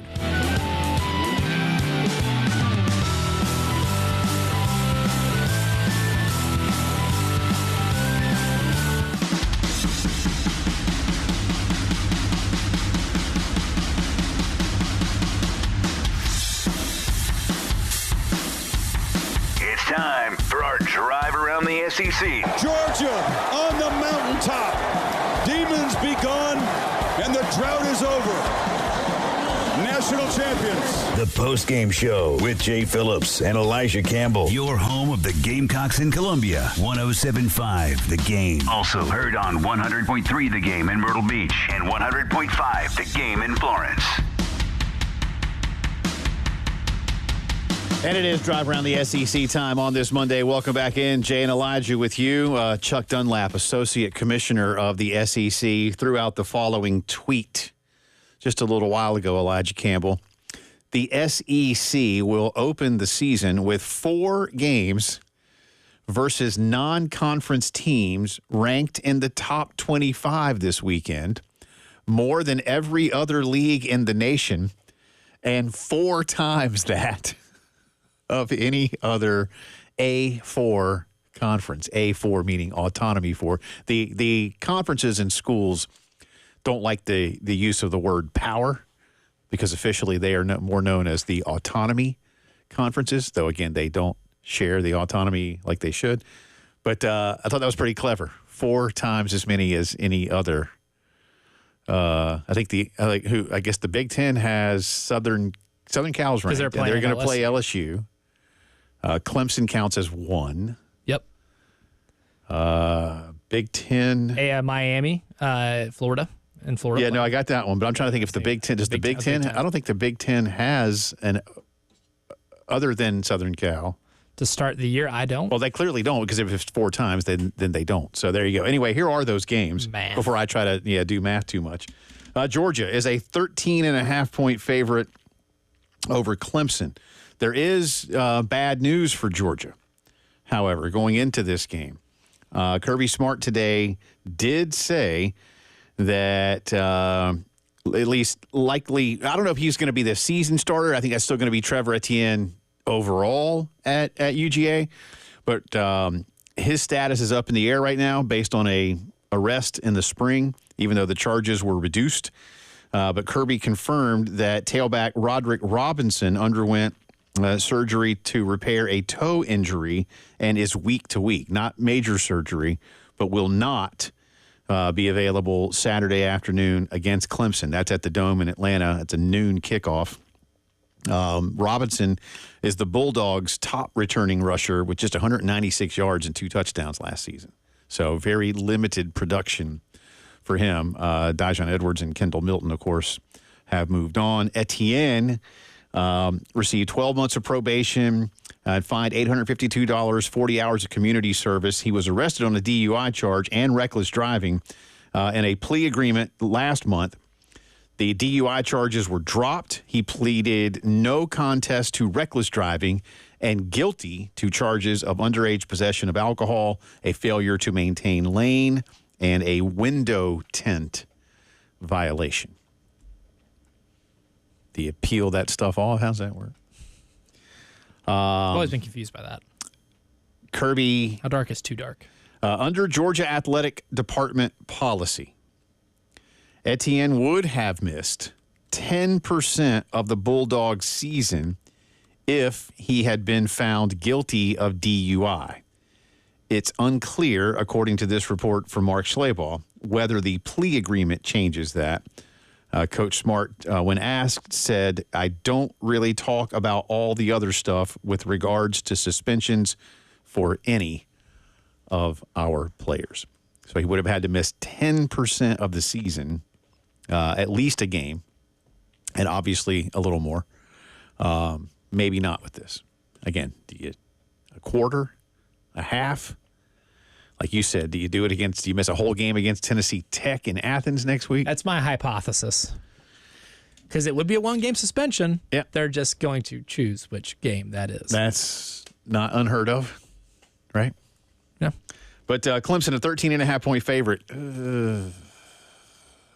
don't know, man. That's a tough line. I mean, Clemson to cover, probably? Yeah. See, that's what I'm leaning towards. Yeah, is Clemson to cover. I think they're just that good defensively. Miami goes to Florida. That's a 2.5-point favorite for the Canes. Florida has to win this game, right? Well, have to, because there's a lot of football left. Florida better win this game, right? They're going to certainly want to. Yes, you're going to really need to. If you want to get 6, 7, 8 wins, and if you're Billy, you need like 8, probably to save your job. Let me ask you one more time here. Florida better win this game, right? I hesitate to say that for anybody in week 1, but sure. LSU and Southern Cal in the Dome in Vegas. It's the Tigers, -4 in that one over Lincoln and Southern Cal. I'm very torn on this game. I don't know enough about Southern California. I'll be perfectly honest with you. I don't know a whole bunch about LSU other than they really underachieved last year relative to talent and expectation on defense. Again, if you could have just tackled a few times, if you could have tackled people 5 more times per game when you should have, LSU might have been in Atlanta. Might have. Yeah. Might have. I mean, that offense was good enough not just to be in Atlanta, but to be to win the title. They were to great. be in Pasadena on New Year's Day. The offense was spectacular. One could even say better than the one that won it all. I would. And they both had Heisman winners. The numbers are very similar. Both had Heisman winners. I think Jane Daniels did break Joe Burrow's explosive play record in a season. Daniels was brilliant last year. I loved what Burrow did. But in college football, I will take what Daniels did last year over what Burrow did. And I know Burrow won a title. But in college football, if you just said, I'm going to give you this kind of quarterback with this kind of production, and you don't know what the outcome is, I'll take Jaden Daniels probably 10 times out of 10 in college football. I would. And finally, Notre Dame getting 3 points at Texas A&M. But as I mentioned earlier, and I screwed it up earlier, the ESPN FPI, that's the 10,000 simulation prediction machine, says 59% in favor of Notre Dame, and this game is in College Station. So we have two of these games that are neutral sites, two of these games on of course, Atlanta. Is Atlanta a neutral site? Well, it is. There's a lot of Clemson people in Atlanta, too. I guess I'll count that as a neutral site. Officially, I have. I know officially I have to. Or like in Ken Palm, they say semi-home for those type of games. They give them that designation. I'd say this is semi-home for Georgia. A&M better win this game. If they don't, I think it just sets them right back to where they typically are. What does the EFPI say for Notre Dame's chances? I would say a hard 60. Okay, so you're going... I think they're just a better football team. Up a tick. Yes. Better football team against a guy coaching his first game at Texas A&M. It's going to be tough. How good is Notre Dame? These are two schools that are very similar in terms of how we want to project them relative to what they end up doing. Actually, Notre Dame finishes close to expectation every year in terms of what their preseason poll ranking and the final one is.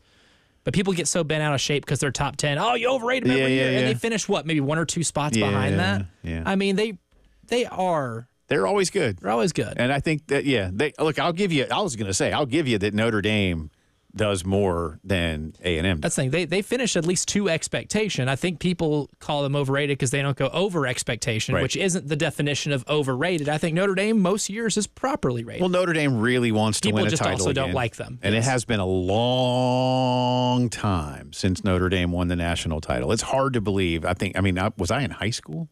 That was a long time ago. I was definitely not on this earth when it happened. I just heard from my good friend Pete, who is listening. Thank you, sir. Notre Dame is a really good team. He may or may not have gone to Notre Dame. They are good. I'm sure you would like for you to exclude that. No, listen, seriously, for just a second. The fact that the Irish, at least from the prediction standpoint, take the computer however you want to see fit. Okay? Spreads are spreads, and they are not predictions. Yes. The FPI is a prediction.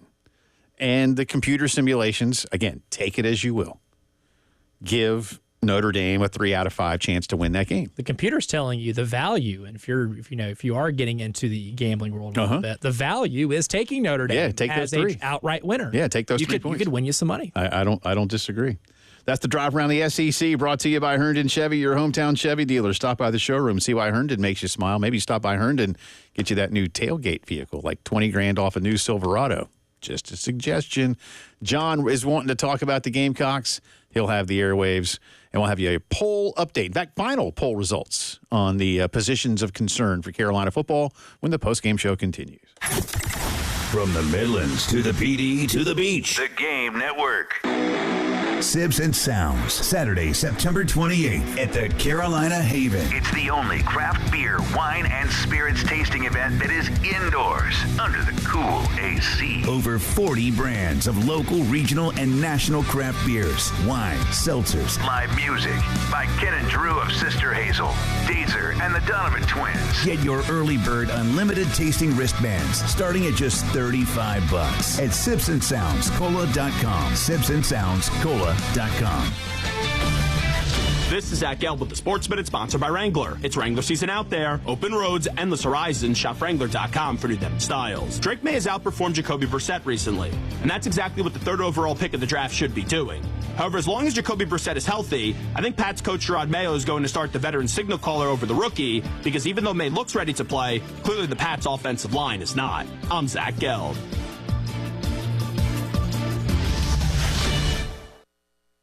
It's Wrangler season out there. Warmer days, cooler nights. Open roads, endless horizons. And you need to be ready in jeans made for the unpredictable. Wrangler, for the ride of life. Shop our newest styles today at Wrangler.com. O'Reilly! You've got questions? O'Reilly Auto Parts has answers. Need a pro you can trust? We've got that too. No matter what you need, our professional parts people have the training and expertise to help you do things right. Deep automotive knowledge. Just one part that makes O'Reilly stand apart. The professional parts people. O'Reilly Auto Parts. Keep it twisted all year long with Twisted Tea Hard Iced Tea. Twisted Tea is real iced tea that packs a punch with 5% alcohol. Tastes great at the beach, the mountains, or even in your backyard. Look for the bright yellow Twisted Tea cans. Twisted Tea Brewing Company, Cincinnati, Ohio. Please drink responsibly. Car wreck? Dial all sevens now. We got a $250,000 settlement for a client injured in a car accident when driver illegally turned in front of him. Dial all sevens now. The Nastapul Law Firm is not scared to go to court. We got a $2.5 million jury verdict for our client when the other driver failed to yield. What do? Good heavens. Dial all sevens. To get your attorney, dial 800-ALL-7s now. The Carolina Jackpot $5 scratch-off ticket is back, giving you a chance to win up to $200,000 while supporting future Gamecocks. And level the playing field with the Second Chance promotion for another shot to win $50,000, $75,000, or $100,000. Let's show them what we're made of, Gamecocks. The South Carolina Education Lottery, supporting education for more than 20 years. Overall odds are 1 in 3.98. Top prize odds are 1 in 520,000. Second chance odds depend on number of entries received. Meet Cheryl. Hey. She's on vacation and lost in the moment. Unfortunately, so is her Chase debit card. It's gotta be somewhere. Maybe she lost it at salsa night. These skirts should have pockets. Or maybe she lost it at Pilates. 3 and 2 and... But she's not worried. With the Chase mobile app, she can lock her card till it turns up. Tools that help protect. One bank that puts you in control. Visit chase.com/checking. Chase, make more of what's yours. Chase mobile app is available for select mobile devices. Message and data rates may apply. JP Morgan Chase Bank, N.A. member FDIC. Hi, welcome to Staples. Hi, my son's teacher emailed his back-to-school list. He needs crayons and a notebook for every subject. Okay, no problem. With Staples Hot Deals, you'll find super low prices on hundreds of items for back to school. Oh, now they're saying he needs folders and glue. You got it. And markers? Of course. Oh, geez. Might I suggest 2 carts? Save big on back to school with Staples Hot Deals. Right now, 24-pack Crayola crayons and 2-pocket poly folders are only 50 cents each at Staples. NC 31 in-store only, limit 10 while supplies last.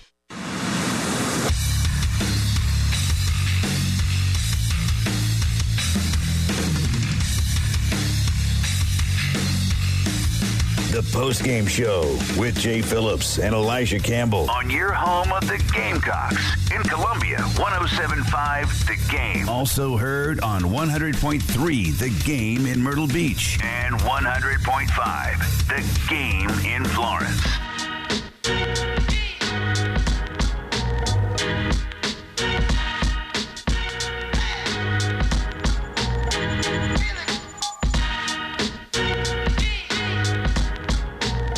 Welcome back into the post-game show on this Monday afternoon. We'll get you the poll results in just a second. But our guy, John, I don't want to, he's been on hold for a while. He's been patient. And sometimes John's patience wears thin with his teams, Braves, Cowboys, Gamecocks. I don't want it to wear too thinly with me in the first week of the season. How are you, sir? Well, woke up this morning at 3:45 to hit the gym so I could do this afternoon. So a little tired, but it's all worth it. But before we get going on anything, let's just make sure we give a quick shout out here to Florida State, who I think is now the odds-on favorite to win the Tim Walsh Fraud of the Year award. But, like you've said, long season to go. Let's see what happens. But as far as this season goes for Carolina, And it, kind of ties into your poll question there. I think truly the biggest concern I've got right now is at wide receiver, because if you go back to last season, if you take Xavier Legette out of that roster, you really don't have very much. Now, I think there's a lot of depth that they've added, and I think some of the guys like Harvard and Russell are going to step up this season, but quite a lot of unknown. I don't know why people are so concerned about the offensive line. I mean, okay, I get why you would, because it's the offensive line, but at the same time, that group is deep, it's experienced. This might be the best offensive line we've rolled out since maybe from that 09 to 14 run where the offense just went absolutely insane. I think that this is going to be a very good year for on the ground, especially with Rocket Sanders being added to the fray. Defensive line, I think we have real stoppers up front that can plug the holes and get after the quarterback, which is something we haven't seen in quite a long time. So excited for this season to go. As far as the Old Dominion game goes, just put together a couple of really good drives early on. Don't do anything gimmicky at first. If you have maybe like a 21 to 35 point lead later in the game, then you can try some stuff. But if you want to try something, just come out and go fast to start the game off, get some scores going, and put points on the board and get some stops defensively, and just then, experiment later on if you want to. Yeah, I think you've got to build some confidence up, and like I say, I'm my own take, and Shane will be addressing this tomorrow and Thursday. I would think. Are you going to really kind of put a box around the traveling party that you take to Lexington? By and large, I mean, look, I know you want to clear the bench and give everybody a chance, and that may be something you do against Akron later. I'd be curious on that. Are you happy, John, real quick, with CeeDee Lamb making a whole bunch of money? Yeah, that is your go-to guy. He proved himself last year. I don't know why it took Jerry so long, but yeah, you do. Because Jerry doesn't like to lose. Yeah. Well, you know what, Jerry likes to know everybody to know he's in charge. That's why Jerry did what he did. Yeah. Jerry, the owner, likes to be in charge. That's right. Actually, Jerry, the GM, likes to be in charge. Jerry, the owner, actually does a pretty good job. Jerry, the owner, is very good at what he does. John, I know we'll hear from you next week. 100%. I gotta get out of here so I can get my poll question in here, because these things, with the scientific nature of all this, I got to do that. But good luck to the Cowboys. And again, see the Cowboys. If this, Mrs. Phillips is a big Cowboys fan, so she, unfortunately for her, for the last 30 years. Yeah, makes my life better if they do all right. She doesn't give two what's about the Broncos. But you liked for her to be in a good mood. Yeah, that helps. Offensive line won out at 56.2% as the area of biggest concern. 36.5 say wide receiver, 4.5 defensive back, 2.8 special teams. To John's point, look, the offensive line, we've given you the depth chart look here. There are some good names on there. There's some good experience on there. The concern for me, why'd so many of them get hurt last year? How much of it was football? How much of it was dumb luck? How much of it was dudes playing out of position and being overmatched by big, large, grown men on the other side? How you identify and rectify is paramount for this team. It's that simple. Cut out the avoidable stuff. Yeah, and Shane has talked about what they feel they can do from that perspective. You're going to lose guys. Guys are going to get hurt. When 300-plus pound grown men crash into each other 60-something times a game or whatever it is, they're going to get hurt. It's a violent sport. But if there's some things with, muscle injuries, things that you probably you can't avoid. Right. Well, we'll see. And they've taken some steps. But I think John, that's why it's the injuries from last year that concern people a lot about what's going on. It scarred them. Yeah. And I get it, man. Fan trauma. I get it, because, they were under duress a lot. Good stuff today. Thanks to our buddy Mike Ewa for joining us. We'll get into plenty more tomorrow, including Shane Beamer's press conference. For Elijah, I'm Jay. See ya. 107.5 The Game. Broadcasting live from the Herndon Chevrolet studio.